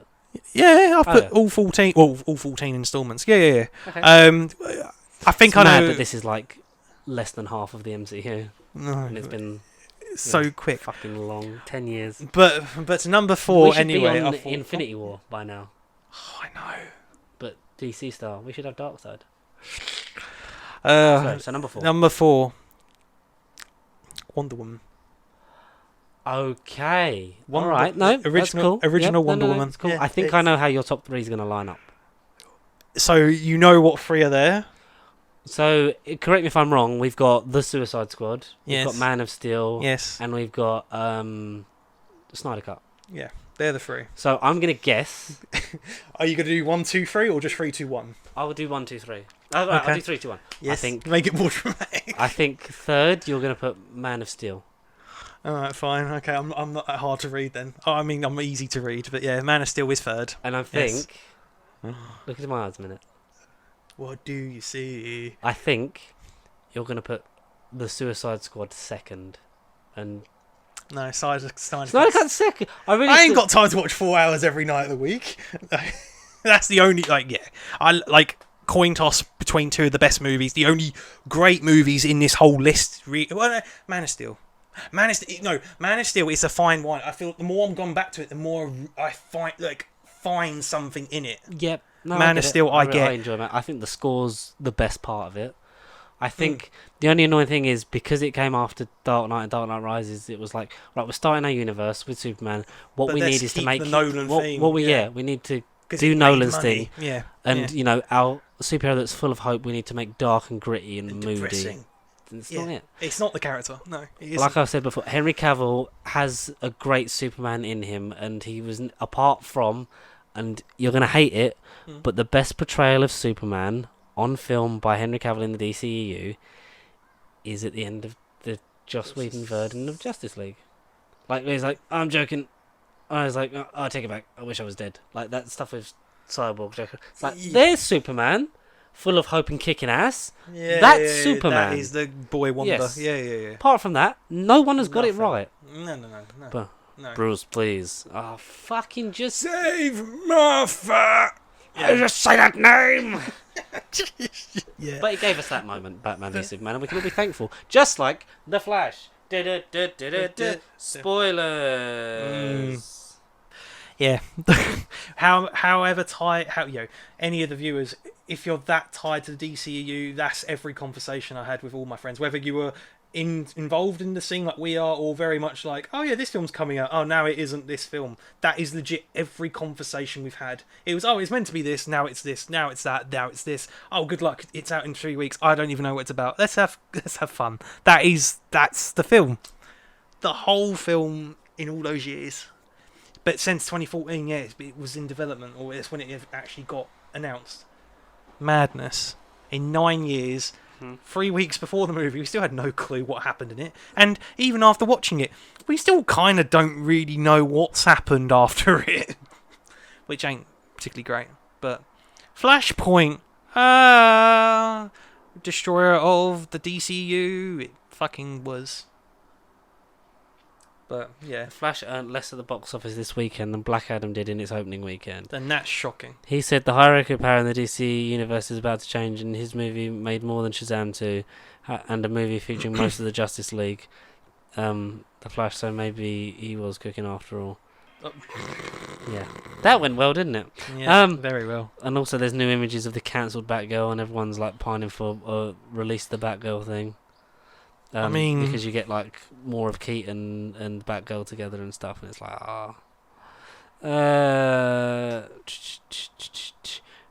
Alright, we're in full spoilers. Also, 7 years ago today, Battle of the Bastards aired on HBO. Oh wow! What a momentous event! Oh, what an event! Sorry.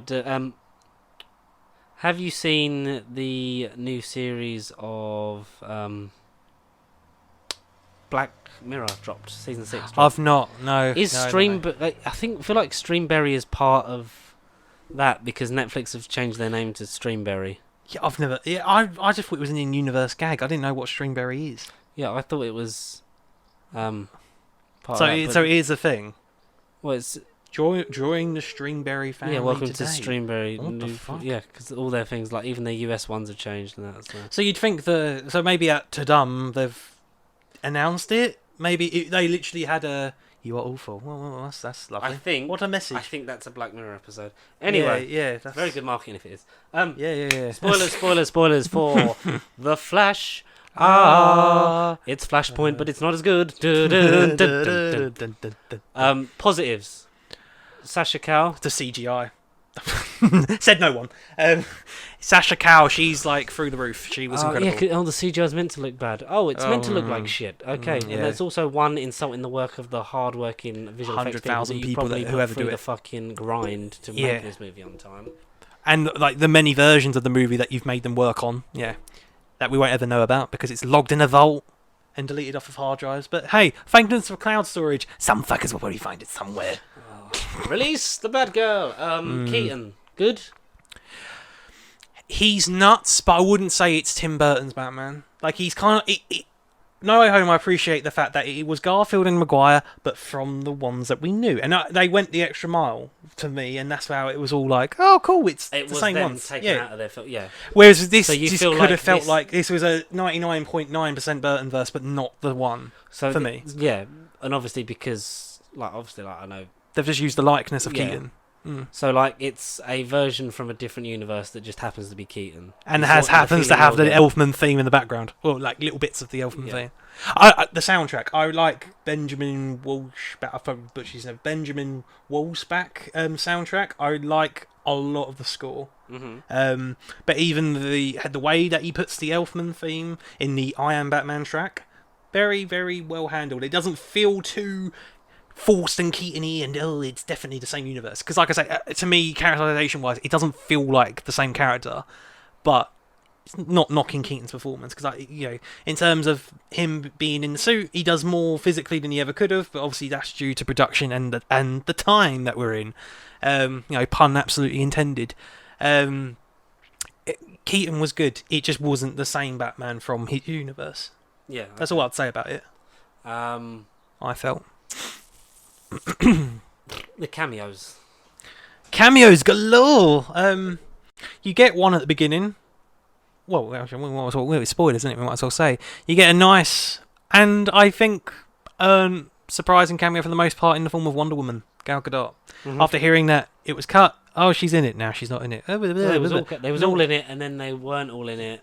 And then some of them. But then I think around Shazam time, it was kind of like, oh, she's in it again, but now she isn't, and it kind of got brought up again because of Shazam's cameo scene. But it was a nice scene in The Flash. I thought it was just nice and brief, and then we should have fucking had it the whole fucking time between all the films. Does he wear the bluish Batman suit, Ben Affleck? Yes, but I think it's the worst suit out of all the Affleck designs. You think? Yeah, it's not. I think it's just because It don't look as cool when you see the cowl and whether it's CG or it's just the people that made the fucking suit. It don't tailor match his face, so his art it looks really goofy in some scenes. Like, it isn't good around his face at all. When he's on the bike, prowling down, when people thought it was Christian Bale. No, it don't look. It looks cool from behind, but when you see close up, it don't look good. Is there any like flash of Nolan Batman in the Speed Force cameo section? No, not even just a glimpse of like. Not that I saw. There's the fucking Tumblr. There's no Morgan Freeman. There's no Christian Bale. There's no. Why so serious, Flash? Like, no, there's nothing. There's nothing Bale-verse. Not even in one of them balls. There's not even a glimpse. No, because each of the portals you go in depth. Each portal is its own universe. There's no intermerging like the CW one, where it's not like you see this remnant over here, this, and it's all like a vortex effect. This is just universe, and you go into each one and you get their cameos, if you like. And there's no Bale in it. The dearly departed actors that they chose to resurrect through CGI, I've been told, is horrendous. Yeah, it's terrifying. And also because of the CGI, and then because of one of the few filmed surprise cameos, it makes the CGI on those versions of the characters even more obvious. Yes, because they use very much so. They use deep fakes. Christopher Reeve, George Reeves, Ellen Slater. Who else? Because they talked about Cesar Romero, Marlon Brando, and because they're not in it at all. Someone else. The Penguin actor, I can't think of his fucking name, but from the 60s. Burgess Meredith. That's the one. Yep. Or one of the 3 Catwoman actresses. Cat Eye. And someone was like, have they not thought of like using, I don't know, living actors? Because because as much as it doesn't really matter, but like you've got a plethora from 2022 backwards that you could like pick anyone from Smallville. You really could have. Brandon Routh, for obvious reasons, because essentially he is supposed to be Reeve Superman anyway. Right. That's the first of them sequels that it's like it's a sequel to the second that one. Ignored 3 and 4. It cuts out those. It wasn't a reboot, but yeah. Like you got that, you could you could have had anyone from the Nolan verse if you really wanted to. You absolutely wanted to. Would have been a piece of shit, but no. Fucking what's his name? What's the guy I'm thinking of? Joseph Gordon-Levitt. Yeah. Anyone from this boy Wonder. You could have had Mr. Frears. You could have had Uma Thurman. You could have had. Any of the villains. If Clooney was going to cameo in it, it would have been in one of those sequences, in one of those portals. Yes. Just one of them fight scenes. Like you can have the Penguin. Come on, watch Greatest Detectives. Any version. I'm kind of surprised she didn't get Patterson into Colin Farrell going Batman, or he's interrogating him, and he's the scene I'm thinking of where Batman's interrogating him, and I can't think of the fucking Colin Farrell quote. But he's holding him and he's like, yeah, come on, what are you showing me? Yeah, come on, what you doing? You could have had that. Look at you to World's Greatest Detectives. Yeah, that scene, but you could have had him held up. You could have got a glimpse of CGI Patterson's goofy face. I'm surprised Patterson wasn't in it. No. Even as archival footage, I'm so surprised because it would have been look, the Batman that you all love. Look, I told you, and they're not in the same universe. And you could have got, we can get to that universe. It's possible. Yeah. It's oh, fuck. And to a point, Joker, because obviously, winning the Academy Award for Best Actor, I'm surprised they didn't put that in somewhere.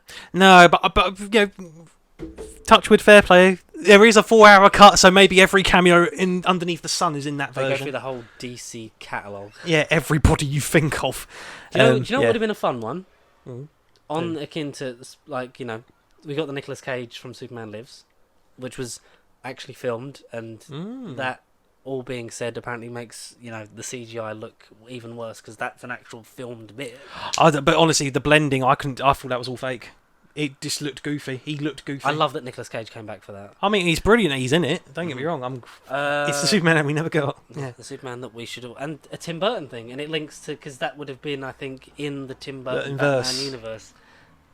And then we would have got either Michael Keaton or George Clooney, Nicolas Cage team up movie. if that universe was to continue. Jesus Christ, that no.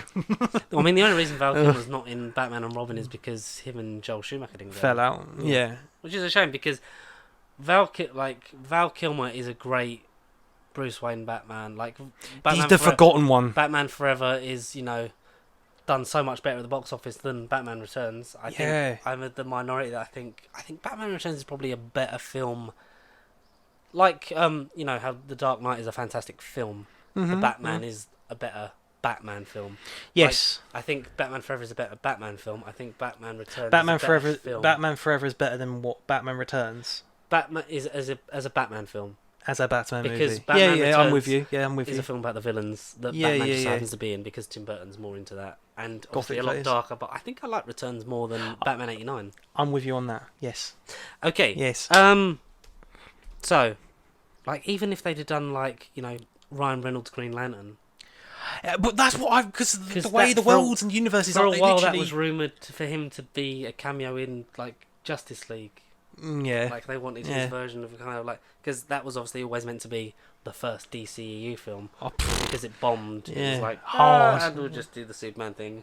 Yeah. And it's all separate, and then maybe we'll... No, because the way the multiverse sequences is like Lego Batman 3. You got the Green Lantern planets. You've got the red one, the yellow, That's essentially... It's every colour of the rainbow is the Lanternverse. I looked at it and I was like...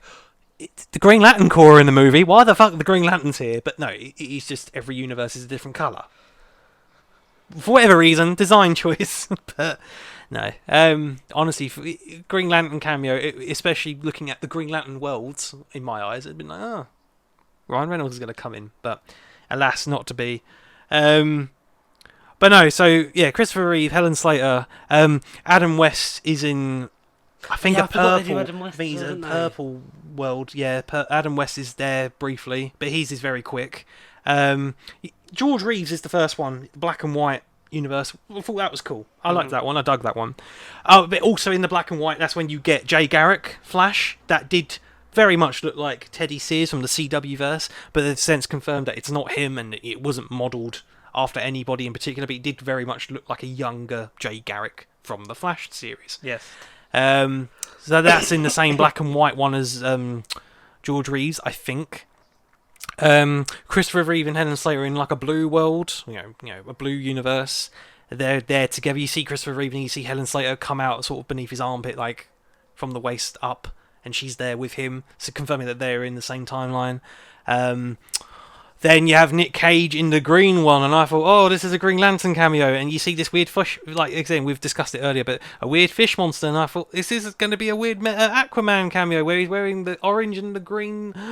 It's Nick Cage with hair. And you said it's film, but to me, it just looked CG and fake. It looked goofy. It didn't look like... It was the way they all moved and turned to the camera. Like, it just looked very robotic and very computer generated. So I don't know if Nick Cage was just forced to do it that way, if it was really him, but it just all looked the same to me. Like, it all looked CG. None of it looked real to me. Yeah. But Nick Cage in the green one, that for some reason, because Tim Burton associates the colour green. Nick Cage, Christopher Reeve, Helen Slater, George Reeves, Jay Garrick, Adam West. Is that all of them? Because I feel like there's another one I'm missing. Or maybe all of them just had individual colours. But I think that's the majority of the end ones. And like I say, you get Gal Gadot at the beginning, and then you get the infamous Clooney cameo to end the movie on. Fucking ridiculous. Spoilers, yeah, I loved it. No, but it wasn't the plan, and essentially it was a James Gunn quote of, how many Batman can we get in it? Let's see if Clooney's up for it. It was a last minute revised... Yeah, Mike said, it's not something he expects to be followed up on. There's an image of Keaton there in that scene, when they were filming it. Whether or not he was just a stand-in, remains to be seen, or, will never get confirmed. But originally, Keaton, Sacha Cowell were there at the end, and then there was a version with Gal Gadot and Henry Cavill there also at the end after Flashpoint does the flashing. But then instead we got a weird last minute the only cameo that made me roll my eyes because I thought, that's just fucking cheap. Did you not like it a little? No, I didn't. I was like, fuck's sake, anyone but him. Anyone but George Clooney. Like I said, they took the worst lessons from Spider-Man, and they were like, he's not universally liked. No. As the Batman.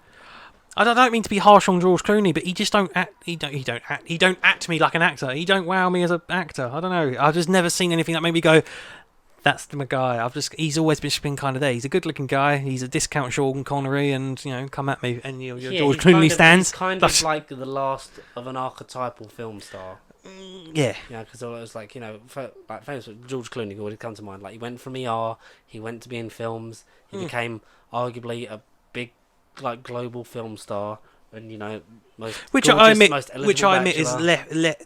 which I admit in my case in personal journey, I've got all that to discover. It's just there's been nothing in me in his filmography where I've got to watch that.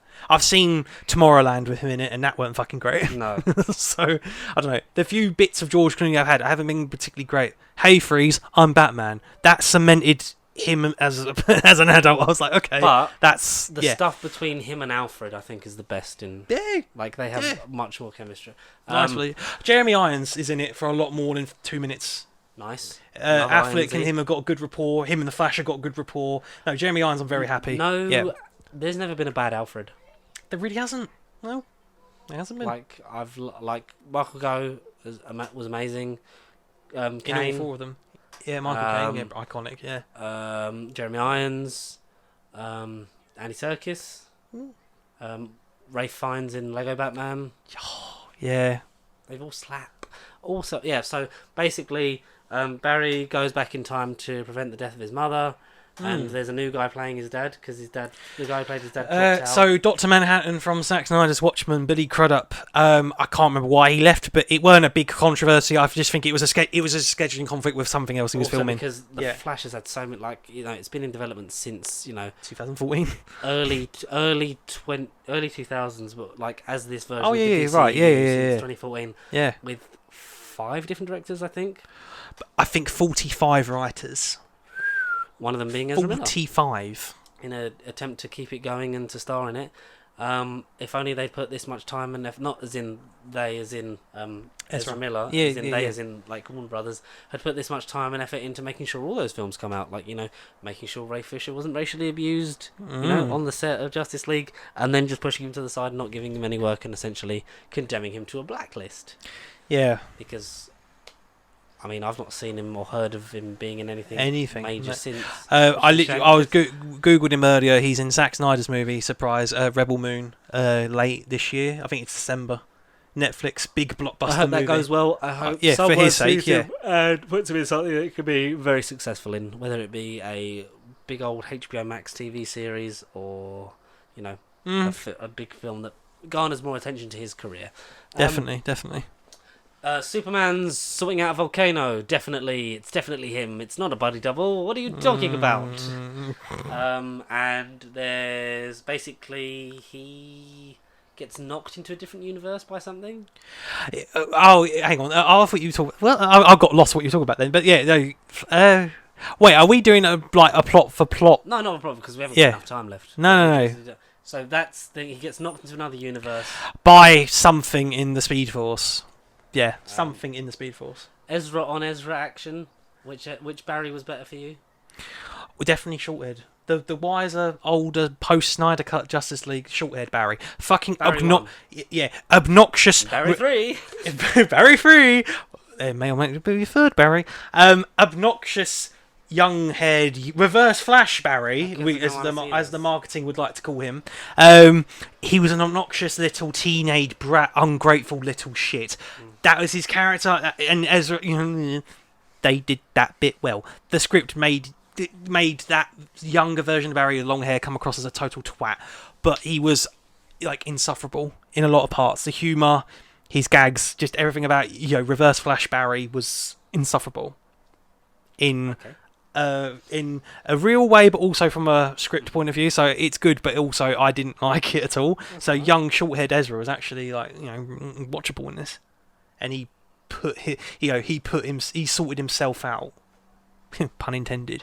But yeah, so you get a bit of Ezra on Ezra action. Then miraculously, one speedster isn't enough because we knew from one of the trailers that you're going to get 2 flashes and one's going to have yellow and one's going to have blue lightning. How does the other one get the other powers? lightning bolt, baby. They've got to recreate the origin of the Flash in this universe, and because yeah, the character of Barry is Barry male, Allen. so Yeah. they determine that he hasn't become the Flash yet. This is 2013, before the accident. Oh no, but Because yeah, in the weird Flash GIF file that Bruce finds, he's got in long the electronic hair, email, and then, email attachment. So yeah, I get that. That's well, our Ezra, short-haired Ezra, is still got the powers when he travels. It's just the younger. How does he lose them then? Well, because so they recreate the character, not for the actor. Yeah. They recreate the origin. They redo the experiment. The shot of the lightning going through Ezra into the other Ezra. That's essentially Barry stands as a conduit for the lightning strike that then gives him his powers. If you've seen the CW show, so essentially he was at Star Labs, he gets hit by the lightning bolt, and then he wakes up and he's like, "Oh, I can run fast." Yes. They essentially redo that. That's dialogue straight from the Flash. Oh, they do that. I run fast. I run fast. They. Oh, great. The funniest scene in the movie. When Barry 1 loses his powers because of the recreation, basically all the powers goes into the obnoxious, shitty little Ezra. And Ezra 1, loses the powers. So for a good portion of the movie, it's older Ezra teaching younger, but how to... So almost doing what Batman did for him a little bit, even though we didn't really see it, but that was alluded to. Because Batman being in this is because that, he's a big mentor to this character. And yes. The whole thing of bringing Ben Affleck back was you can't not have his version of Batman be in it in some. So which Ezra, which Barry wears the worn down Batman suit is? So younger Ezra in the end. Okay. Ezra gets his yellow suit back and he's normal by the end of it, but yeah. Does he put a baby in a microwave? Yes. That's in the opening. So the baby shower sequence, before you get to the time travel stuff, essentially Batman on his motorbike doing the Christopher Nolan Gotham scene. He's doing a separate crime in Gotham. He's hunting down these terrorists on the bridge, and that's where Wonder Woman turns up. Barry, in the meanwhile, the movie opens with him in a cafe talking to some owner about he's got his watch. It's like his Fitbit, and he's like, "Oh, I've got to eat this many calories before," because in this universe, like I think in some of the comics, Barry needs to eat, and that's his fuel. If he doesn't, because his metabolism is like super fast. In like Justice League, he eats that whole pizza to himself because the energy he burns running. Even while saving fucking Iris in the Snyder Cut, he has to get the fucking hot dog and shove it in his mouth before he saves her. I always thought it was a bit weird, but it makes sense with the comics. But in this, he's getting a big without context, it's a bit weird. It's very fucking weird. A big ass order in the opening of the movie, but then he's talking to Jeremy Irons via his watch, and essentially he reports that Batman's off doing adult stuff. Well, you've got to do the janitor job for the Justice League, as Ezra says in his words, their words. Essentially, babies fall out of the fucking building. Like, the building explodes and all these civilians, but ironically, multiple babies fall out of the building. And essentially, he has to do his epic Speed Force sequence and save them all. And ironically, one of them gets put in a microwave. Why?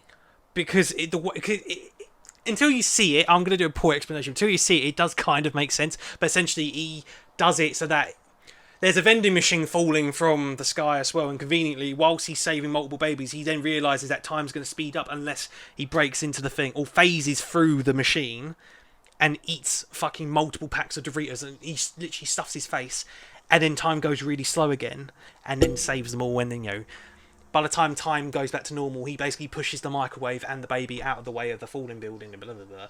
Essentially, it's a great sequence, but that's when you literally look at that CG, you look at the babies' faces, and you go, fuck me, they're fucking Shrek's kids. They all look like as if they've been lost in a swamp. They don't look human at all. They look atrocious. So from that bit onwards, that's when I was like, oh, this isn't going to go down well for a lot of the critics. But, it was a fine scene, but essentially that's the opening. Then you get into Barry and Iris continue their first meeting / continuation from the Snyder Cut, and that's when the whole plot of my mum died when I was young, but I never got to say goodbye to her kind of thing. And Iris is basically the catalyst as to why Barry then realises, and he's like, oh wait, I've got the power to do this. Maybe I can actually see her one last time. And ironically, And then it does the Father's Day thing of like, your rules, you're not supposed to change things. Yeah, he calls his dad from prison. Oh, Dad, Dad, Dad, you look different. You don't see him because it's only via audio, but essentially, your hearing's coming up, Dad. I've got to get you out of prison. Oh, Barry, you shouldn't blame yourself for your mum. You should move on. And that's the whole point of the movie. It's just about letting some things go and moving on. Like every time travel story. As much as you want to be there for your loved ones and change things, you know you're going to fuck shit up. Essentially, Dad and Iris essentially get him the idea of, let's go back in time, let's say goodbye to Mum one last time. He doesn't try to save her, he wants to go back and just see them in the happiest point in their life and just, see them. Yeah.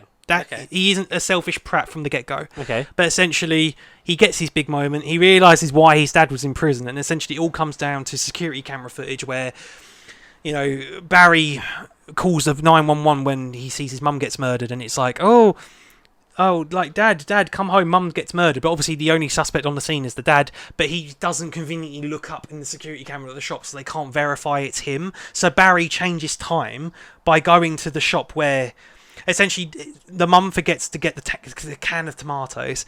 Essentially, Barry changes the timeline by putting the can of tomatoes on the higher shelf, so the dad goes back. So he changes it so that he doesn't go out to get the can of tomatoes. Okay. So you think that's a simple... He doesn't meet himself. He doesn't purposely go, hi, Mum, I'm going to save you. He doesn't fuck up. But as soon as that happens, he's 18 years old. He lives life with his mum and dad, and they're just like, what have you done with your hair? Da, da, da, da, da. He's all really emotional. He's hugging them really tight, and he's like, oh, I never thought I'd see you again. And they're just like, dude, you're 18, you're in college. Like, you should just go out and have some fun.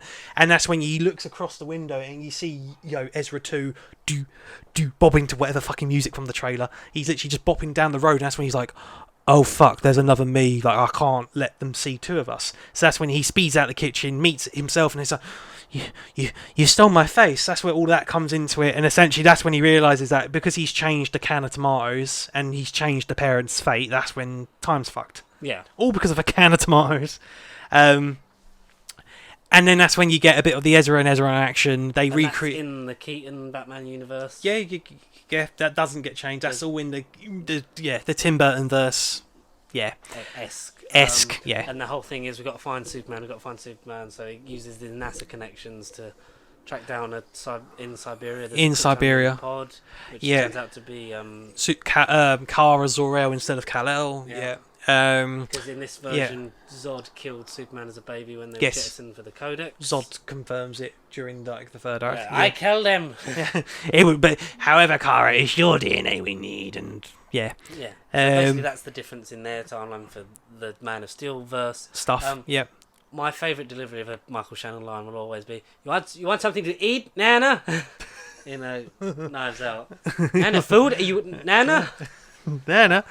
But one thing though it does do, regardless of universes it's in, Flash was there during Man of Steel.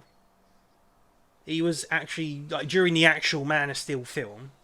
He was there, and in a very prototype Tobey Maguire Spider-Man 1 wrestling type suit. Like, he isn't a proper costume at all. It's a homemade thing. Yeah. He essentially sees. So is this retroactively put into Man of Steel? Yeah. Like how Ben Affleck was also there in Man of Steel. When yes. Runs in his three-piece suit to save someone from the building and blames the man.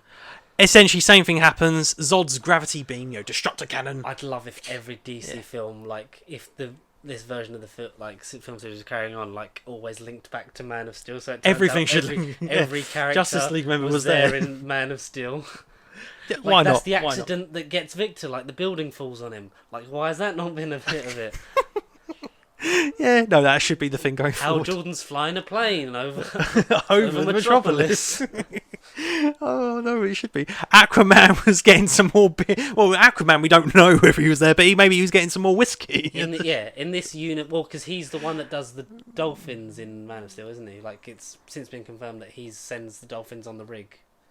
Oh, what, for Man of Steel? For Man of Steel, yeah. It was retroactively made that, that's Aquaman, keeping him safe or whatever.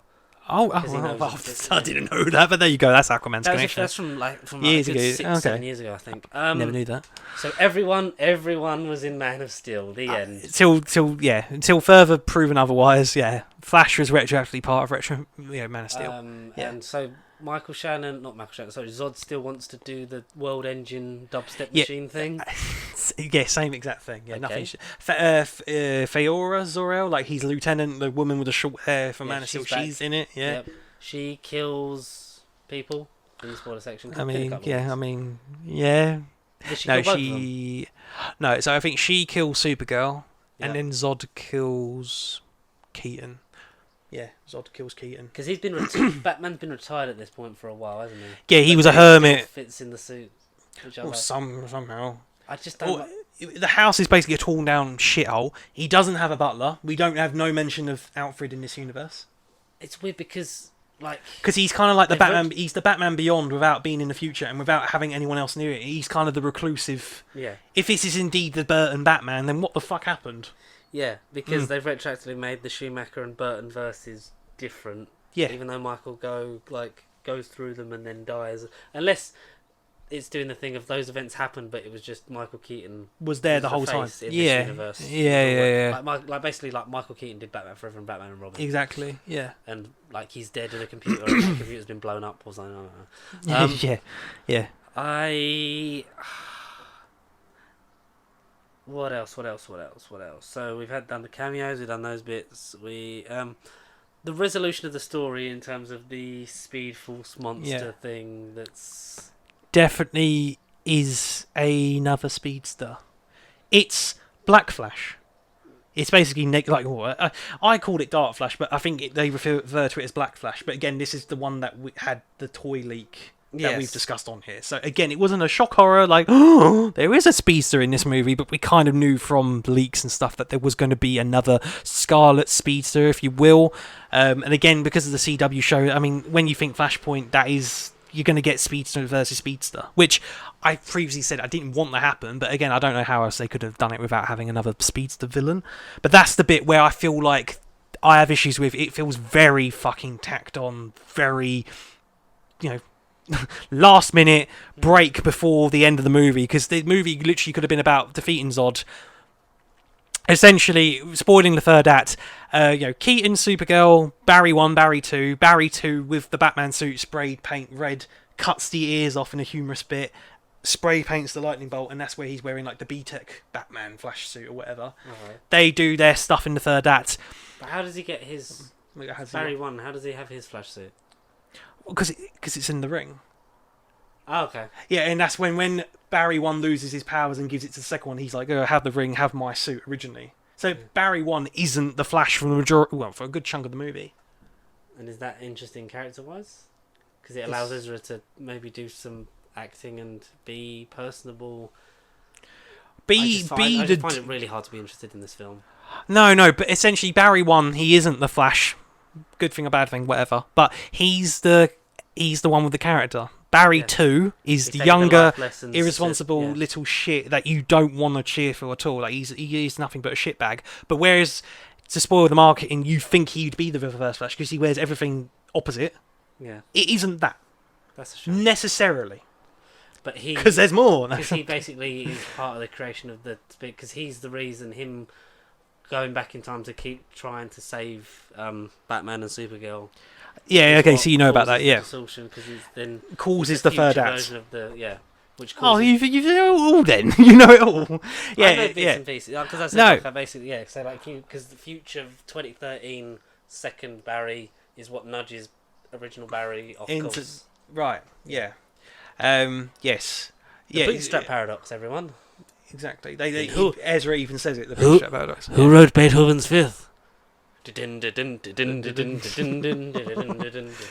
No, so yeah, Flash 2 is shit, and he's like, we can do this again. We can save them. We don't have to keep doing this. We can save them. They only met like a few hours ago, but well, our kids want to save this. He was clearly attractive to her, but no.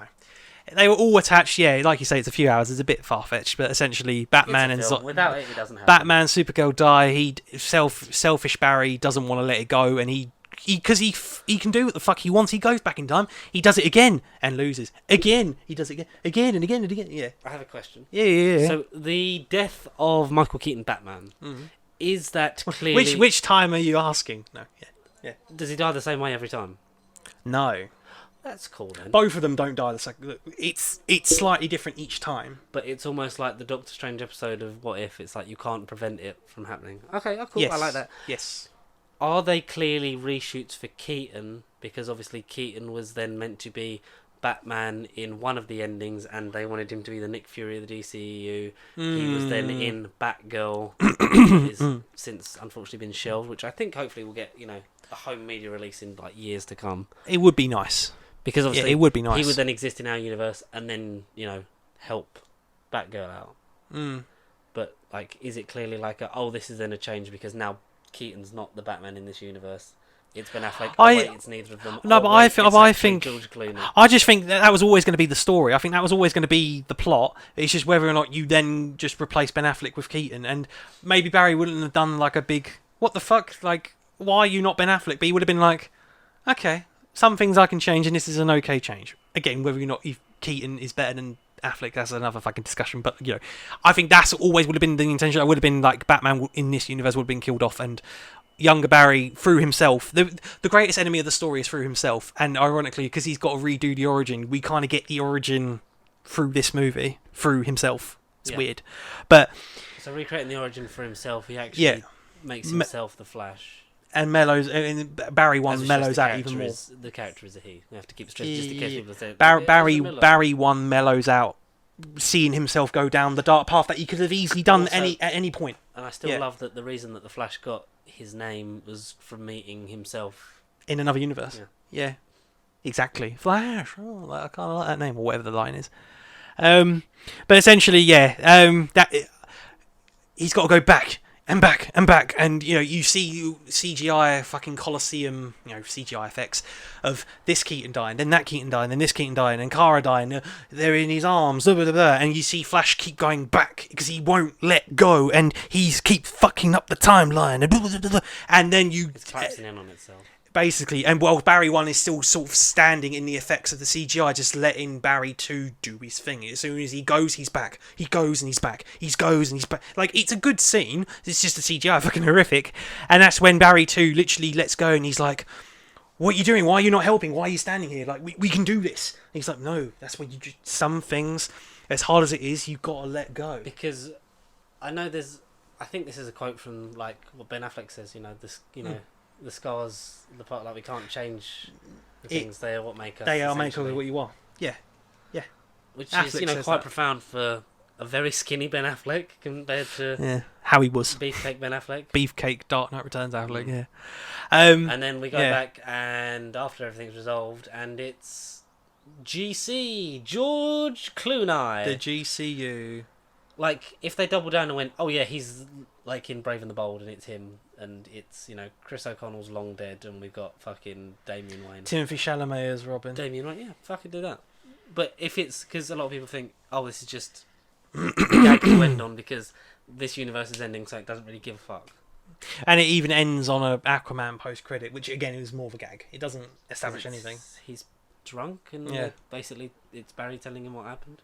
Yeah, and he's just like, I'm going to sleep here. Like, you live there. I'll see you later, Barry. And then Ezra literally walks off camera, says something goofy, and it's kind of like, that might be the last scene, hopefully that might be the last of this universe, but it kind of doesn't say, all right, I've got to go, I'm never coming back, bye. It just sort of says, all right, I'll see you later kind of thing.